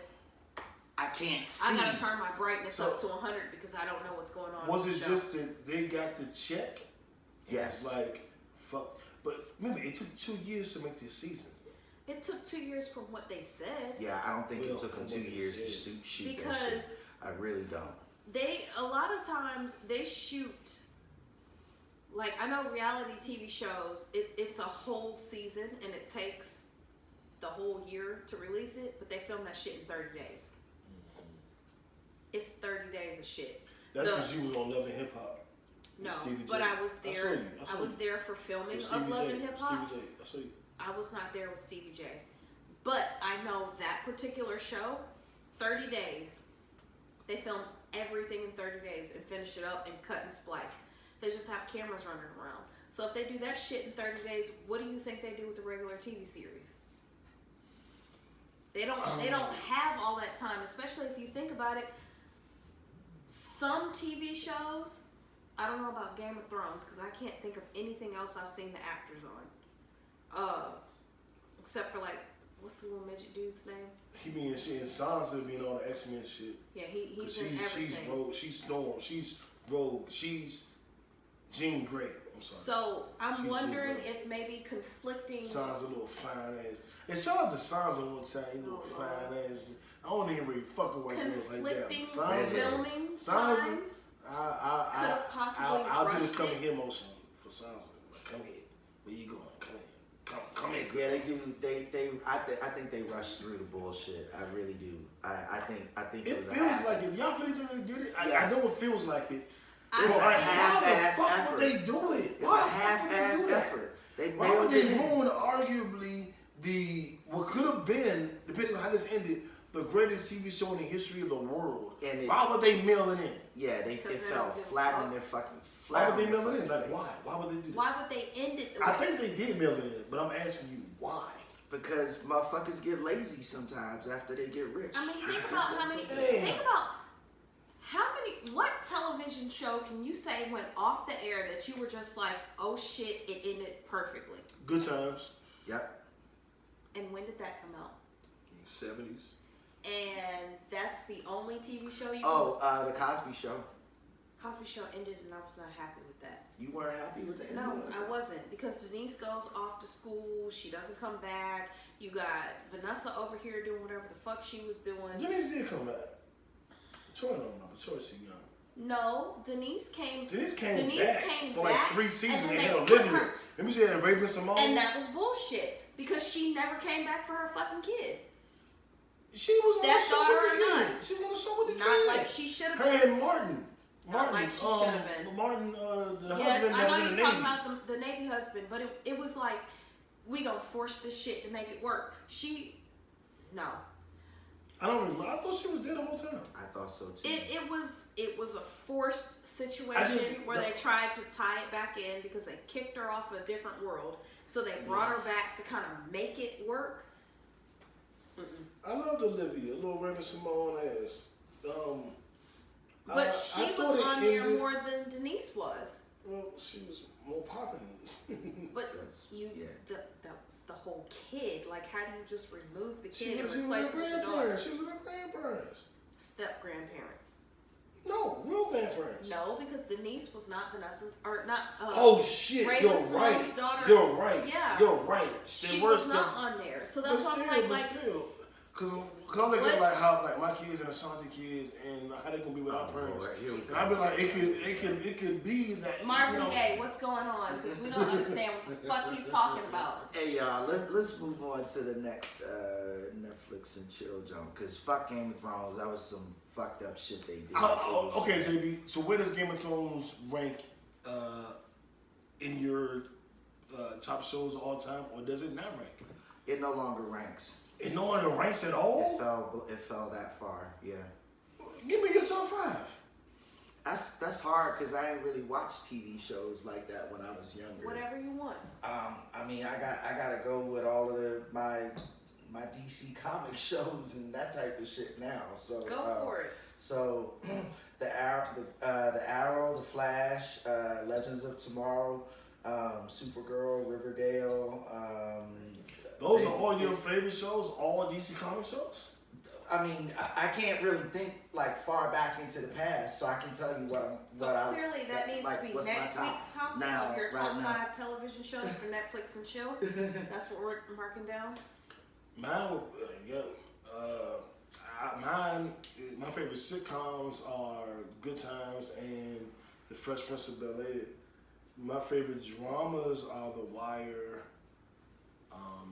Still Game of Thrones. Game of Thrones has dropped, but it's still Game of Thrones. And like, what the crap? I'm like trying to rack my brain right now. That's why I was like, I can only name the ones that maybe like Oz or didn't watch almost that. every series I watched has not ended the way that I thought it should end. It was like some bullshit. Well, the shows that ended the way I thought were Good Times, Fresh Prince of Bel-Air, one of my favorite sitcoms ever. They ended the way I thought they should have. I thought The Wire ended well. None of how I thought it should have ended, but it ended well. I'm like racking my brain, like right. True Blood was a good one too. I love True Blood. Yeah, I love that. I didn't like their ending. Their ending was shitty. The ending was trash. Shitty. It was like The Sopranos. That shit was just. Sopranos was cool. Okay, so Fresh Prince and Sopranos. I didn't watch really all good. of The Sopranos. Yeah. No. I watched like 25% of The Sopranos episodes. Go back, start over again. I considered watching it again and because everybody The Sopranos talked about it so was the shit. Sopranos wasn't even my show, and I went back. Okay, I got it. The girl. From, I can give you 3. I will go. You go. Fresh Prince. Hey. I love that show. Probably 227. Don't judge me. I'm judging you. I really like that show. Designing Women. Barely watched that. Dang, I watched Designing Women. I don't remember it ending though. I don't remember. That's why it was a good ending.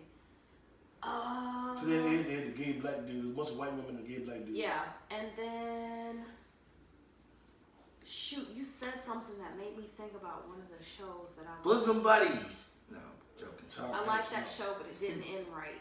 One Day at a Time, I like that. I like Three's Company. You talking about Three's One Day Company. at a Time on Netflix?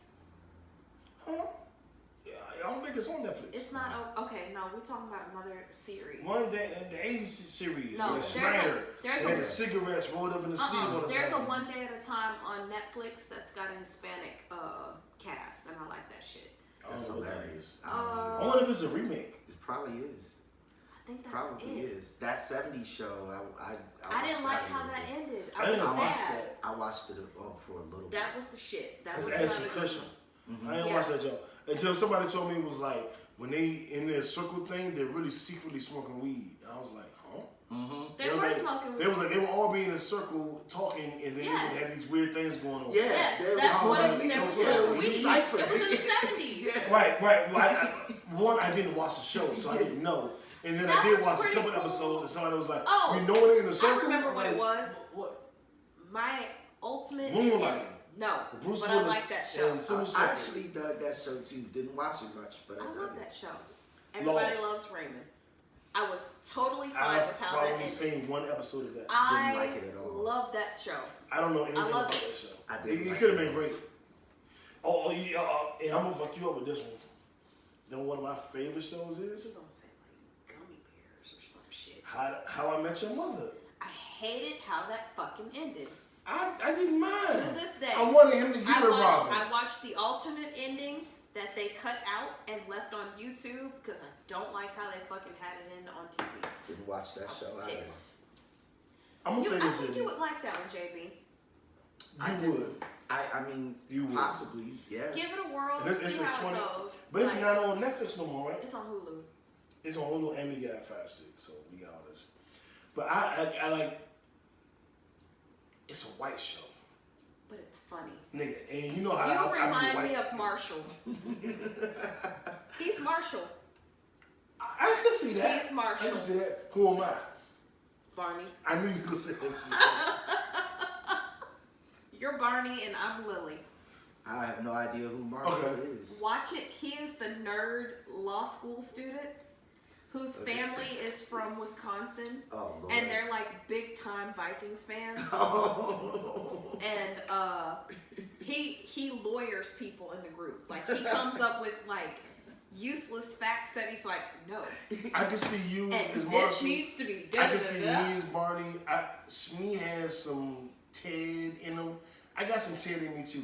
I got Ted in me because my ultimate thing is romantically I'm Ted. Not romantically, but I ain't like seen no like, damn like Ted in his big- ass at all. And No, the no, whole big time deal. I've known Ted, him. Ted is looking for the one. The whole show is him looking for the one, and him like It's I'm so not. cute. I want the one. Who is looking for the one? Yes, Like that's me. I just don't go about it like Ted does. I look for the one like Barney would, but I don't know anybody So who's look, more in search of the You one. know why you would like this? I'm gonna tell you. Barney, the Karate Kid, is not Ralph Macchio. It's the blonde-haired white dude that he's like sweep the leg. That is the Karate Kid Really? to him. Really? Okay. He has a Star Wars. Johnny, he loves Johnny. Yeah. And Johnny's made cameos on the show. Several. I know. Well, I know you know. You know, there's a Karate Kid TV show. Yes, I do. I watched the first season. I'm like 2-3 episodes into the second season. Season 2 is out. How now. many episodes? I've seen 2 or 3. I've seen My- all my of them. friend's I've seen daughter And you watched the whole thing? I watched the whole thing Why twice. am I the only one? Even my older brother has watched this show. Okay, I'm gonna take I out a love this subscription. fucking I show. loved it. Love the season show. 2, I didn't finish yet. My friend's Man. daughter is on there, and so I've not watched it yet. My, Dope. my, And I my need cousin Dre is just like, you ain't watch every once a week he'd be like, you ain't finished it yet. No, I ain't My finished brother I love that texts me show like, so just much. take out the 90-day subscription and call it a day. Okay, I don't have time. it. Come hang with me and JB and just watch the shit. Yeah. So We got the shit. watch Yeah. How I Met Your Mother. You are Marshall. He's Barney, and I'm the kindergarten teacher. Wow. Okay. Okay. So, what's our next See song? You Yesterday on Netflix. See You Yesterday by Spike Lee. It is a time traveling movie with an entire African American I cast. can't watch It it because I'm is- sleepy. I watched it. I've really enjoyed it. I'm not gonna sit here and say it's the best movie ever. I'm not. I'm just not. But it's worth watching and it's good. That's what's up. Spike Lee must have a contract with Netflix Yeah, right now. he does. He's cranking it out. And Yeah. season 2 of She's Got a Heavy came out. I watched the first 2 episodes and there was too many 1980s corny jokes for me. Like I watched the first season and the first episode it was a bunch of corny jokes. Well, that original movie was 1980s, but I got through season 1 despite the corny jokes. because they tapered them. In season 2, they went into overdrive. Like, you know what this show needs? More 80s corny jokes. Go. You know what? And I can't that's do it. how they messed the It just Get turned Down me off. up. Because the It turned me off. first season of the Get Down was great, and then the second one I There was was like, no second season. yes, it was. No, it wasn't. Oh, yes, it was. No, it wasn't. Get Down had 2 The seasons. Get Down had 1 season. No. I'll bet you. What you want to bet? I'll bet you a bottle of tequila. It was 2 seasons of I'll Get bet you Down. a lot of tequila. Let's go. Google it. Google it. Get your phone, like right now. Google it. I'm doing it. Yeah, I Because think I, there's only one my season. whole Like name, 1800 part of sober. my tagline was "Shall Live Fantastic." It was only one. I changed it recently to "I Feel Fantastic," but I made that in I tribute to watched the Get Down. 2 seasons You of did Get not. Down. You Yes, did I not. did, because No, the you second didn't. season You was didn't. about the girl having Nope. a career. Nope, you never watched it. It never happened. You had a vivid dream one night. No. One night she just had a dream. A whole season. She was dreaming the whole season. There was only 1 season of the Get Down. Not now. It's only one. We can sit here Full for series and cast. We can sit here for 3 hours. Hey guys, we gonna wait. 2016 to 2017. That's 1 season. 2 seasons. 1 season. Pushing buttons, pushing buttons. She gonna find that second season. I'm on Internet Movie Database. There is no second season. I know there isn't. She can't find it. I know she can. We're gonna be here all night, y'all, because Tori can't find it. It doesn't exist. She looking like a motherfucker. It don't exist. No, I'm trying to get the shit to pull I up. named myself after the TV show. I know more about it than you. There is no second season. So how did the first season end and then the second went season off. start? The second season never started. There was no second season. There They was had a the- second season. They never had a second It was season. 5 and They- 5. They never had a second. So season. 10 episodes are 1 season. Yes. When are 10 episodes not 1 season? When Netflix releases a half-ass Netflix never released a show that had 5 episodes from 1 season. Not of an hour. What were they like? 45 minutes Pissed a off piece or because it something? will not let me do my butt. You see how this is doing this? 2016 and then 2017. The first season came out 2016. Second one came out 2017. I pushed the button. There's What no the hell second is this season. shit? There's no second season. It says episode guide. Hit episode guide. It should show all the episodes, season 1 and season 2. There's no second season. Season one. Season 1. There's Oh, no one. second season. One. So Tori owes me a bottle of tequila. Fine. Bottle of tequila. I'm cool on it. Yeah, Before we get So out of it here, was what one else we whole got? season of 5 crappy episodes or 5 good episodes and then 5 crappy episodes? I enjoyed the whole season. I did No. Because when she got her whole music career going and it was all the drugs and sex going on and her ass was acting loopy as fuck, reminded me of goddamn Rocket Man in the fucking 70s. No, that shit was ratchet.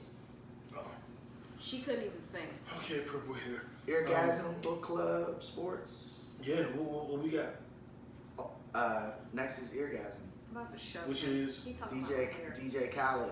Alright, DJ Khaled. We the best.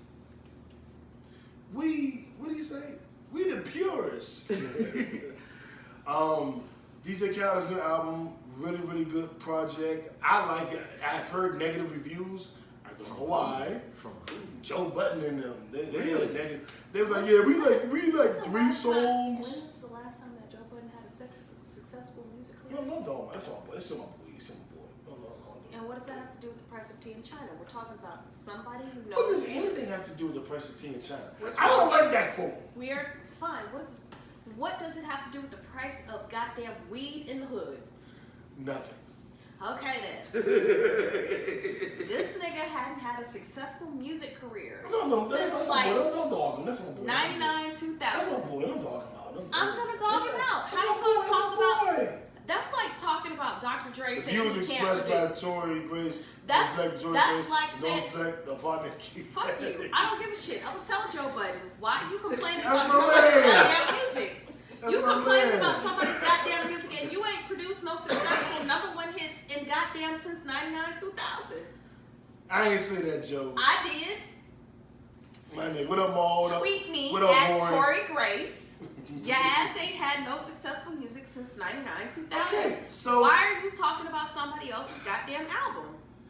So, I really like DJ Khaled's new Why album. you making this face? Like, I don't give a shit. I'm not making a face. Yes, you I are. like DJ Khaled's album. He's making a whole face like I can't believe she just said that. He got Buju Banton on there. That's fine. And Holy Mountain, one of my favorite songs on the album. They actually have two songs at the beginning and Holy Mountain and Holy Ground. Holy Mountain is one of my favorites. And me and JB, we riding out to that joint. Yeah, and then Tweet Joe Budden now and be like, your ass ain't had no successful album. She's still talking shit. Joe, it wasn't me, Joe. I like new music. I like new music 1 through 4. I didn't like Ordinary Love Part 4. What year did that come I didn't out like in? that one. What But year the did other that come Ordinary out in? Loves. What year did that come out in? Don't ask me. Come on, facts. I don't know. You're purposely not remembering. So back to DJ Khaled. He also has a song with Nas. It wasn't last year. Wasn't the year before that. He got a song with Big Sean. He got Mcleod, Jeremiah, Lil Baby, and J Balvin. That's a banger. He got not Nicki Minaj, Cardi B, and 21 Savage. They got a banger. And I think the encore of the album is his song with Nipsey Hussle and John Legend. And you all know we lost Nipsey Hussle March 31st. And we're all still dealing with that. And to see that his not final song, because I know his family has to have all of his unlimited, all of his tracks. What you doing? Being an asshole. And so, Nipsey's on that. 2004, best male rap solo performance, Pump It Up. Pump it up. And Why are you giving music critiques from an 04? I mean, shout out to Joe. Joey, I'm with you. I know you're going through your thing with sin, and I'm with you. So, the Nipsey Hussle, John Legend, DJ Khaled track.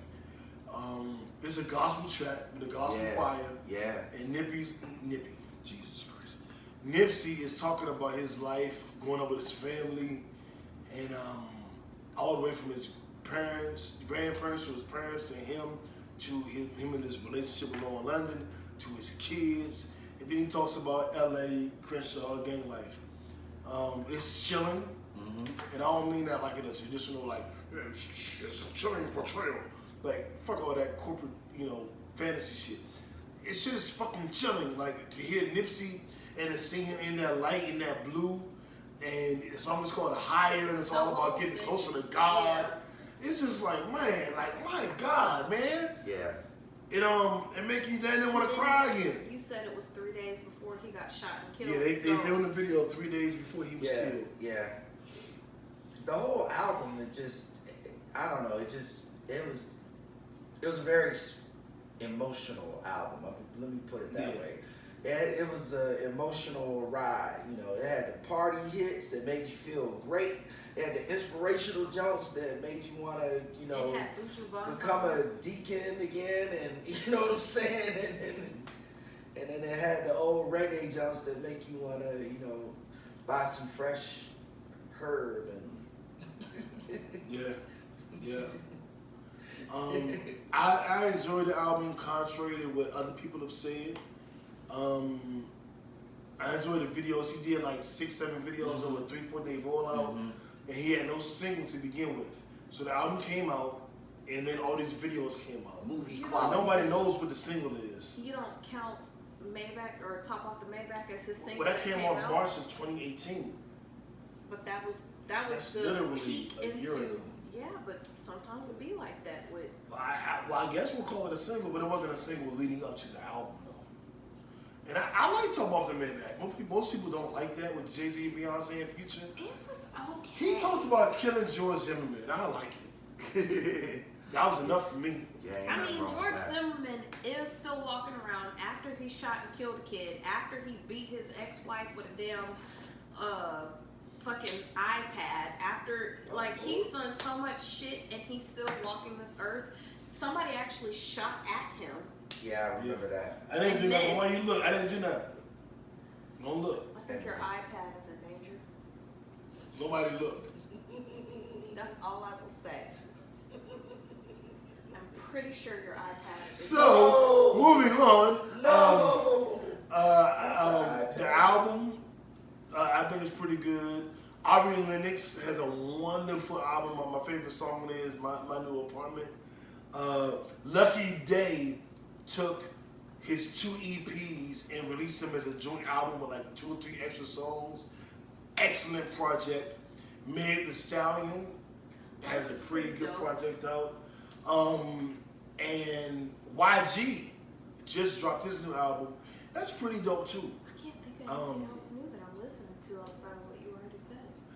And if you don't know where to go for new music, you can always go to a pod named Kickback playlist on Apple Music. And we have, we update it weekly. So all of the new songs that come on Friday are always on it. And it changes every week.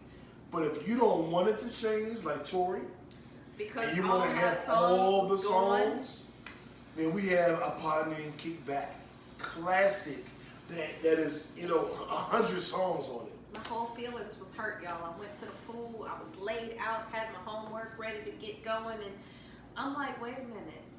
This isn't what I listened to yesterday. That's great.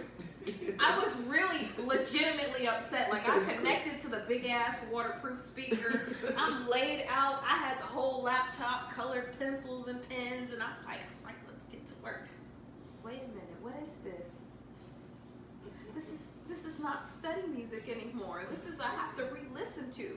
So he'd be like, is there a way that we can have the regular songs and keep them on? I did. I not legit have them texted come him on? on Monday. I'm like, wait a minute. She issued a customer service complaint. She called up customer service. Hey, 1-800-POD name Kickback. Fix this shit.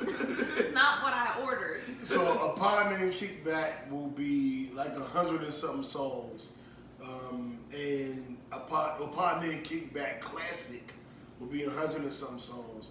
A pod named Kickback Weekly will update and change every week to the hottest, most current songs at the request of Tori Grace. But you gotta understand, like, I was killing it at the pool as the DJ.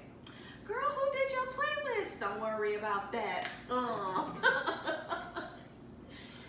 He is a playlist making I was motherfucker. salty.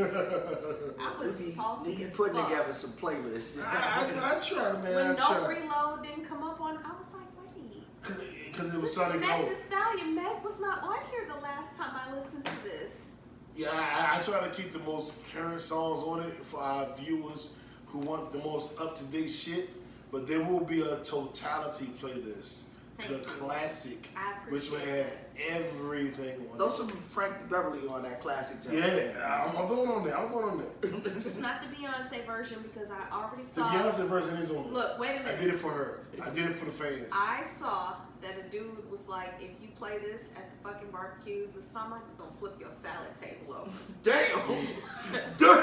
He warned. Well. He was like, if you try to replace Frankie Beverly, You gotta play both. Beyonce. You can't play one. You gotta play I'm both. gonna flip your salad table over. Matter of at fact, the I'm gonna put barbecue. them side by side. I'm with Beyonce first, and then put in You Frank trying Beverly. to make a fight?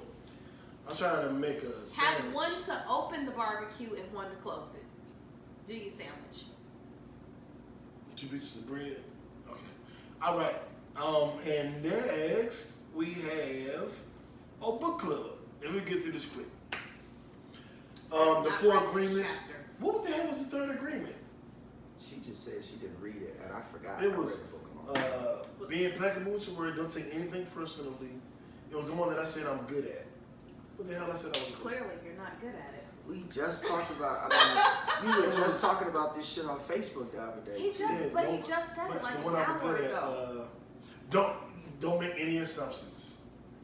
Ass out of you. And that's what I'm good at because I'm gonna ask you straight up. What's going Maybe on? that's how we got on the How the fuck- conversation. That's how maybe that's how we. We've been 'cause trying to we was figure out having all this deep ass night. convo with JB when JB pulled up, and JB was like, "God damn, y'all having a deep convo." And we was like, "Yeah, we were talking about the show." Like, how the fuck we get from there to this? We need What the we need fuck? supervision. Yeah, We're yeah. officially in charge of supervising. So it had to be that. Like, don't make I guess. assumptions. Don't make an assumption in a relationship. Yeah, Don't me make and an my boy's assumption in been a friends friendship. for all these years, so we don't have to. That's what it was. Yeah, that's. Don't make assumptions. That's probably the one I struggle with the most, actually. And that's the one I'm probably the best at, because I'm gonna talk to you. I don't have any issue with confrontation. That's it. I don't That's have- what it yeah. was. It was this book I don't that got have us any there. I don't have any issue with confrontation.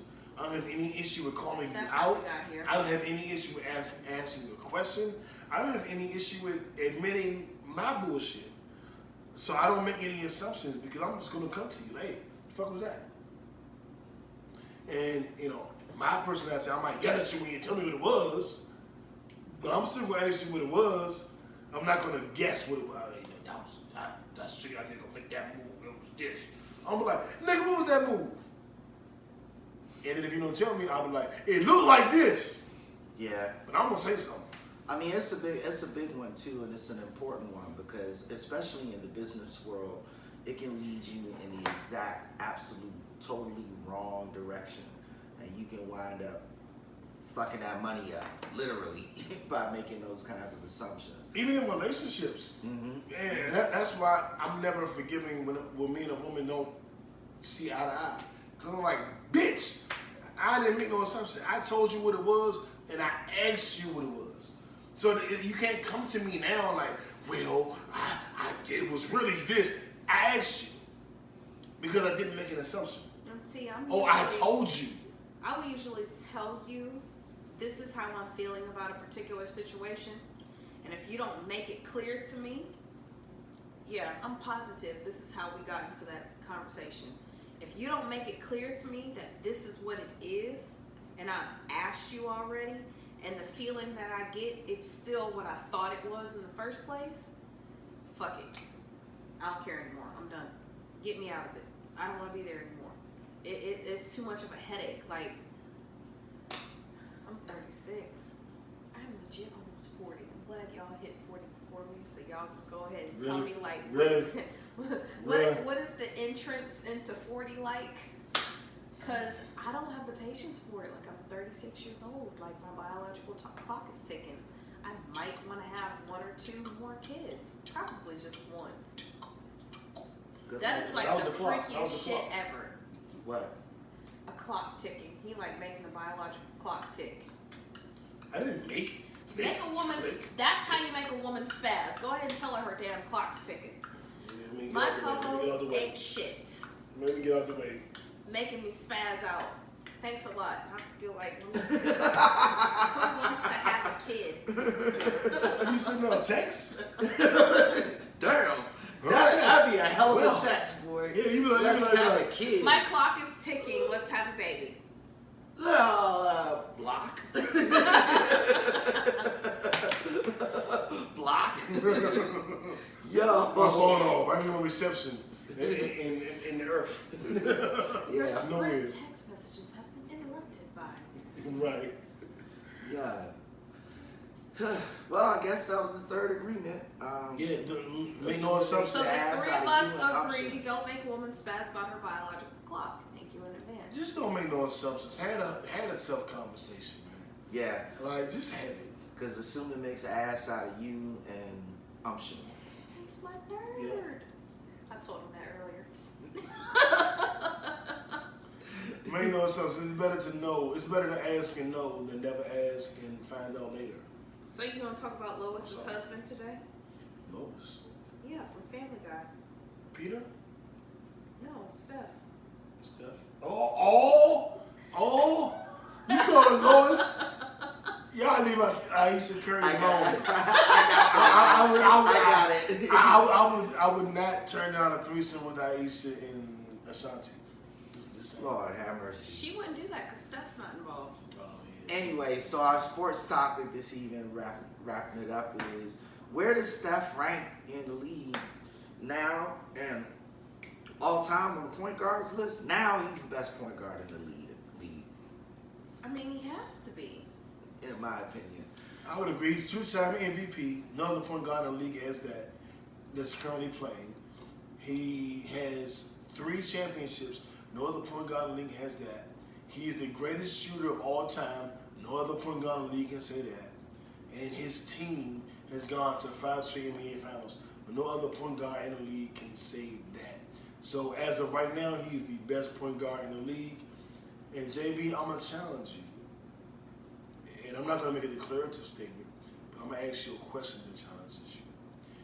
Well, before we get to that, and I think you would know this, JB, who's my favorite player of all time? Isaiah Thomas. Facts. Which one?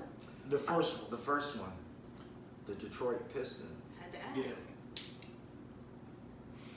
I am leaning towards Steph being above him. He is. Well, he is? Oh yeah, no question. He is. So does that make him number 2 to Magic? Or does that make him number 1? Or do you have somebody else up higher in the middle? Yeah, I mean, you know, looking at point guards, you gotta look at Magic Johnson as the best point guard to ever play the game, just because of not only his stats but how he literally changed the sport. But Steph changed the sport, I could argue, more than anybody else. He turned that shit into a 3. NBA now is positionless, and we gotta attribute that to Steph and LeBron. And the 3-point shooting that's going on, we have to solely attribute to Steph. Well, so he I seems was gonna say, but LeBron can't shoot like Steph. Nobody on earth that ever lived can Steph- shoot. No one can shoot like Steph. Steph can legit shoot from half court just But fucking no one cuz. in history can shoot yeah, like Steph. Yeah. and So, that's so he shoot better than Jordan, better than LeBron. Like he is the greatest shooter ever. So Yeah. no one can shoot like him. yeah. That's not a knock on anybody else. He's the greatest ever. I mean, he practices blindfold. Like, who the fuck does that shit? Jesus Christ. I put it to you like this. Clay is the only person that would come close to shooting like Steph. Well, I mean, but you have to Maybe look at, Reggie. yeah, I mean, yeah, you have to look at some shooters through history that really, I mean, Ray Allen was Ray, like, Mullen. Chris I Mullen. just legit watched the 2 of them shoot blindfolded for advertisements for the NBA. Like, look what I can do. Yeah, I mean, Steph is the greatest shooter ever. I don't. Yeah. 2 through 5, we can argue about, but 1, I'm not arguing with you. It's Steph. It's nobody else. there's no arguing.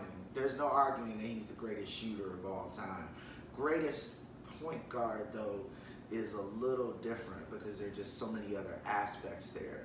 I definitely put him in the top 3. all time. So give me your 3. That's a tough one. My 3 would be Magic, Steph, and Isaiah, but I'm not sure the order. That's my 3. Yeah. That's a good 3. Yeah, I would probably go with. Don't you disrespect Isaiah. That's exactly what I'm about to do. There's nobody that's better than him. Like, out of those 2, wherever you're going, I'm gonna argue with you. Out of Steph and Magic and Isaiah, Isaiah doesn't get taken off that list. I'm gonna shit on whoever you put there. Now, I'm gonna give you 80 reasons why they don't belong. Don't throw a whole I'm gonna throw a whole temper tantrum. Don't You're throw right. it. Don't I'm throw gonna a throw a whole tantrum. temper tantrum. Don't. Who throw you it. put above Zeke? Who do I put above Zeke? You're wrong. What? He set the precedence for other people to come in and do better. Who than you him. put, JB? John You're Stockton. wrong. John Stockton. Hell no. 30,000 assists. Hell no. In his career. He played like 8 years But longer than he's Isaiah. not Yeah, he lying. did. But Zeke's numbers are better. Zeke's yearly average numbers are better. I'm So not if you disagreeing go- with you. but- so if you But go he, like- he had that injury that took it into his career. in And his- Zeke got 2 rings and an MVP. Stockton has none of that. Stockton has a ring. Stockton doesn't have a ring. He lost to Jordan twice. Zeke No, has you're right. 2 You're rings. right. You're right. He should have won a 3rd ring, but he was injured, and he got an MVP and a Finals MVP. Stockton has none of that. How can he be the best? Stockton was just a damn shooter for a long ass time. Stockton was a bad motherfucker for years. For like and a years and bajillion You years. put him years. above Zeke? Like, when did he retire? My God. Above Zeke, nigga? My top. I would probably go. Magic Johnson, John Stockton, Isaiah Thomas, and then Steph Curry. So you put Zeke above Steph. Stockton is in my top 5, but he's probably number 5. Okay. I mean, that's fair. That's fair. Magic, and I just put Magic above Zeke the last couple of years. Zeke was number 1 to me. So it was Zeke, So are then you Magic. giving him his like the business savvy side to him, and that's why he's No, topping? no, it was strictly his playing on court. Like I said, he won 2 rings and the MVP Finals MVP just off his play. It had nothing to do with nothing outside of that. His on the court statistics are better than damn near every other point guard. Like, and his career was only 9 years. These Bammers played 15 years and just broke his record on year 15. Stockton played longer than 15 years. Well, He played way Exactly. Like longer 20 than 15. And it took him I was gonna 20. say, It took 'cause him about 15 years to break Zeke's record. Zeke played 9 years. That's a short ass NBA career. And niggas, Very it took short. niggas 15 years to break his records. They had to damn near play twice as long as him to catch him. Like come on, That's man. why with the whole argument with the Jordan situation, like you can't argue that LeBron is better than Jordan when he's had to play longer with no breaks. Jordan had breaks. And Jordan had breaks and played less. So Like his total years still don't equal LeBron years. If you take all the years when Jordan, if you added Jordan's retired years and his playing years, it still wouldn't be as long as LeBron. but you can't add I- that. I- Like you it was can't- you a can't. 0 time frame Bro, what did Jordan play? Like 12 seasons or 13? Total, there's something like that total, in yeah. total seasons, with the yeah. break. Yeah, no, 13 you gotta seasons. add the breaks in and all that shit. Yeah, I mean, whatever. No. I think LeBron is in year 16, and Jordan. Fuck, I knew this. I did know this. Jordan played. It was something. I think Go ahead. like- I'm not. Whatever it yeah. is, LeBron is Fuck. Because officially it over. was included his bullet, his his Wizards years. too. So I think if you take out the Wizard years, it's like He's 12 still over. or 10 or it's something short. LeBron is still over Jordan's playtime. Yeah, Significantly. yeah. It ain't close. It's significantly And over. has not got And then LeBron has more playoff experience than Jordan. Because Jordan was going through whooping niggas' asses and getting the fuck about there. And LeBron was, had Hanging out. struggling. How many? But and wait, for and- the record, Jordan got swept in the playoffs every year until he got Pippen. And I was gonna say, LeBron Jordan also never played got for swept. how many teams? Will never got swept in the first round. Jordan had played for how many teams? 2. And how many teams has LeBron had to play for? 4? 3. Is it 3? Only 3? The Cavs, the Heat, and now the Lakers. 3. But LeBron chose to leave. And he also chose to have his teammates not there. That's why his teammates left from the Cavs because they were sick of his damn attitude. Oh no, one nigga left. And Don't say teammates. But he needed. Don't say one But teammates. he needed that nigga. And Shumpert ass wasn't worth a hill of beans with a goddamn llama hair. Sure. But that And they one should've fucking nigga, traded his Kyrie, ass. Kyrie, bitch ass nigga. It doesn't matter, but Kyrie was his go-to. Kyrie is like I agree. Kyrie but is the that's Pippen not to an, his Jordan. That's not an And- indictment on LeBron. Kyrie just a It bitch ass is. nigga. No. Kyrie's character. Kyrie left and he's still a bitch. He's doing Hold bitch on. shit in Boston. Wait a minute. He's about to leave Boston But on some Pippen fuckboy couldn't shit. stand Jordan and stayed. Well, the league was different then. You couldn't just leave when you wanted to. He could have still left. Pippen stayed because he knew Jordan was a good leader, even though he was an asshole. LeBron is not the same. I'll do this.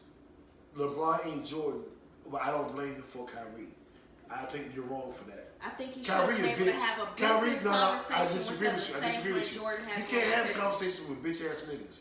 Like you've had issues with women or with men. Some people just bitches. You can't talk to them. Kyrie, bitch ass nigga. We're not gonna blame LeBron for Kyrie. I will blame LeBron for other things, and we got a list. I'll go in with you.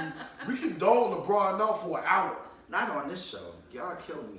But yeah. But like LeBron, nah, I don't blame LeBron for Kyrie. And LeBron also started a school for black kids in the inner city. Yeah, shout out to LeBron he for can, those he things. can't do no wrong in my Oh, eyes. Lord. he gonna let him he be loved the good black because race. he gave some money. He loved the black race. Indeed. I'm riding with LeBron. Jordan, they love us. Fuck Jordan. LeBron loved black people. First of all, I'm riding the with Michael LeBron. Jordan that's over the prisons is a white dude.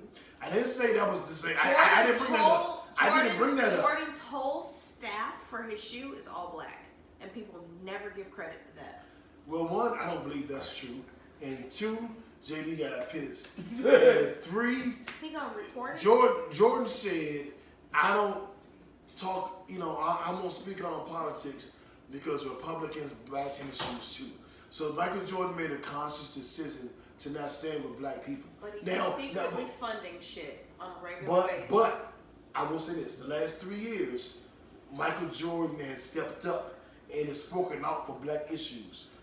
That's the last 3 years, though. That wasn't. That's all I'm saying. That's all I'm saying. I think a lot of Jordan's. That's gonna have to be a whole topic on another week. A lot of Jordan's issues are the fact that people had him misconstrued with the whole white dude that is over the prison. Well, I'm not a dumb nigga. I didn't have that misconstrued. I had him being afraid to speak out. But he's been doing a lot of things for That's the the last 3 community years. quietly, the same way. Y'all still arguing over it? No. We're not gonna have. The same way Jay-Z and I studied Beyonce it. do stuff No. quietly, he's done it too. That's not what Jordan has done. It's not. You're wrong. I hate to tell you, you're not right. You're incorrect.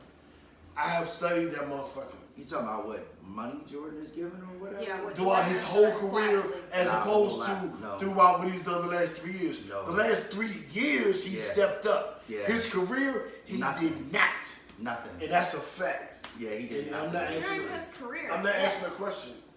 Yeah, not throughout his career. During his career, yes, because But it was that's at what a we're talking time frame about. in which he couldn't. If that's the case, No, then he Isaiah could Thomas, have. Michael. Well, everybody else did but Jordan. That's the Pippen. point. Everybody, All of them. None of Craig them did Hodges, anything. no, that's a Any- lie. That's a anybody lie. who- That's not true. Craig Hodges on Jordan's team, Yeah. who was a role player, was giving up money and doing shit in the inner city and helping out black communities. Yeah. And they banned him from the league. They kicked him out That the they league. did do. So we're not gonna. They did him like Kaepernick. So we're not gonna say nobody else was doing shit. Everybody was doing shit. Jordan just wasn't, and that's a fact. Yeah, Harvey Grant was doing shit. Harvey Grant. Well, Horace. I'm sorry, Horace. Horace. Now what I will say is, Jordan's doing it now. He's been doing, He's doing it now. just quietly. No, A billionaire He- can't go run around posting on TV all the time. That's why Jay-Z and I am- Beyonce don't do it. When that's Beyonce not- did you're her wrong. shit, You're wrong. she did You're not wrong. come out and say, You're wrong. "Oh, I just did this in Texas for blah blah blah blah blah." Somebody else reported that. You're wrong. Pull the financial documents. We have on this show. Where they at? They're on the internet. I'm telling you, I'm not answering your question. I'm not trying to be like rude and shit, but I'm not answering your question. I'm telling you the truth. Like, you don't know, I do. Put it in the group. We can do that. We've done it. Put it in the group again. You go search the archives. I am not going to search the And archives. I'm not going to Post search it. shit to post. I posted it already. You wasn't on the show back then. All right, The fact so- is, Jordan wasn't doing shit at first. Can we He all is just now. get along? He is now. And I respect him for what he's doing now because I feel like he had an epiphany. And he said, wait a minute, I can't be on this fuck shit. He's I been gotta help doing my stuff people. for kids for quite some time though. But it People wasn't don't- black kids, it was just kids on earth. And that's my thing. I don't give a fuck about white kids. I'm sorry, I don't. A lot of the kids that he's done stuff for are minority children. Recently. No. Not this entire. Well, I tell you what, me and Tori gonna come back in 2 weeks. I'm gonna give her 2 weeks, and we're gonna have a debate where we're gonna show proof. We're gonna have a paperwork party where she gonna defend Jordan first 15 years in basketball, and I'm gonna dispute the first 15 years because you're not gonna like. I know you can't tell me. So I'm willing to challenge you. In 2 weeks, we're gonna have a paperwork party right here, and when I show Tori, her place. Don't look at me. I don't want no women to get mad at me. My name is Bennett. She jumped out there. I didn't. All I She said jumped out is there. the majority of the time people get upset because they put Michael Jordan with the white dude. No. And he's been doing stuff. His staff at Nike has been all black for quite some time. We gonna Not handle over it. the last 3 years. We gonna handle it. I'm It's not, not Oprah. I'm not backing down. Oprah, on the other hand, she gonna turn Oprah around. did more for black people than Michael Jordan. And I'll challenge you on that. I'm willing to do two arguments. Oprah's Oprah work has versus. gone over to Africa and done stuff over I'm there, not but talking not about here them. in the United I'm talking about States. the United States. We Oprah has done stuff overseas. her but school, not in the United her school in States. Africa, I am willing to exclude from the conversation, and I will only talk about what she did in America, and I will shut She you also down. backs Trump. No, she doesn't. Yes, she does. You know what, Tori? You got some research to do because I don't know if you know how you sound to a nigga who's researched it. JB, she said Oprah backs Trump. And tell her about all the rallies Oprah was there for Hillary. You sound ridiculous, dog. Let's Who did the Michael Jackson shit? That ain't got shit to do with backing Trump. And That has nothing who to do backs with backing Harvey Trump. Weinstein? Who backs That has Trump? nothing to do with Trump. Who she backed for presidency has nothing to do with her love affair for Harvey, which that is questionable. But you can say Oprah likes Harvey, and I go, yeah, you're right. I don't know, but you can't say she backed Trump. That's a lie. It's a lie. It ain't. No, it's a lie. It's a lie. It ain't true. You can't say that. It's a lie. It's gonna be interesting to hear this debate go down. 2 weeks. You ready? Don't get scared. Yeah, I'm gonna gonna bring it. I'm gonna You prep know it I'm like, gonna bring it. I'm gonna prep it You like better a be fight. ready. I'm gonna prep it like a Burn fight. you if you're not. In 2 weeks, these two debaters will face off one-on-one, mano a mano, man versus woman. Jordan, Oprah, who gave the money? Tune in 2 weeks. Tori don't know how. Y'all like that tease though, right? How I made it sound Y'all, like. y'all better tweet Tori. What's your Twitter? You better tell him to tweet you and tell you to back down. You don't want to come against me. I will sweep the leg like Karate Kid. I will sweep the Oprah is a billionaire. That ain't got nothing to do with Michael Jordan. It does. She makes more money than him. No, she doesn't. Jordan's a billionaire. What are you talking about? Tori, you better get your game together. If you come to me next in 2 weeks with that weak shit, I'm gonna be like, get it up out of here. Get it up out of here. Self-made company as compared to $1 billion in a company that owns your ass. You gonna say Jordan's that's the same thing? Jordan's a self-made billionaire. Yeah. What are you talking about? Oprah started with CBS. Jordan started with Nike. He's $1 billion under Nike. Oprah's No, $1 billion he's- under herself. You're wrong. You're That's wrong. not true. You're so Jamie. That's that Look at he is Jamie's $1 billion. face. Look at Jamie's face. The You're- Jordan. that's the how wrong Jordan you line. are. Brand, but he's still That's how signed wrong to you are. Nike. And Oprah still belongs to CBS. But now she has own. But Jordan has Jumpman, which is his own. They both It's still jumped under, out to their own. Still under Nike, whereas And Oprah Owen is is still under Oprah. internet. You got 2 weeks. You better come prepared. I'm telling you. You don't sound prepared right now. You better come better than this. I'm going to eat your ass alive. All right, y'all. My phone is dying. We out of here. Yeah, Uno, man. tell Tori she wrong. We out.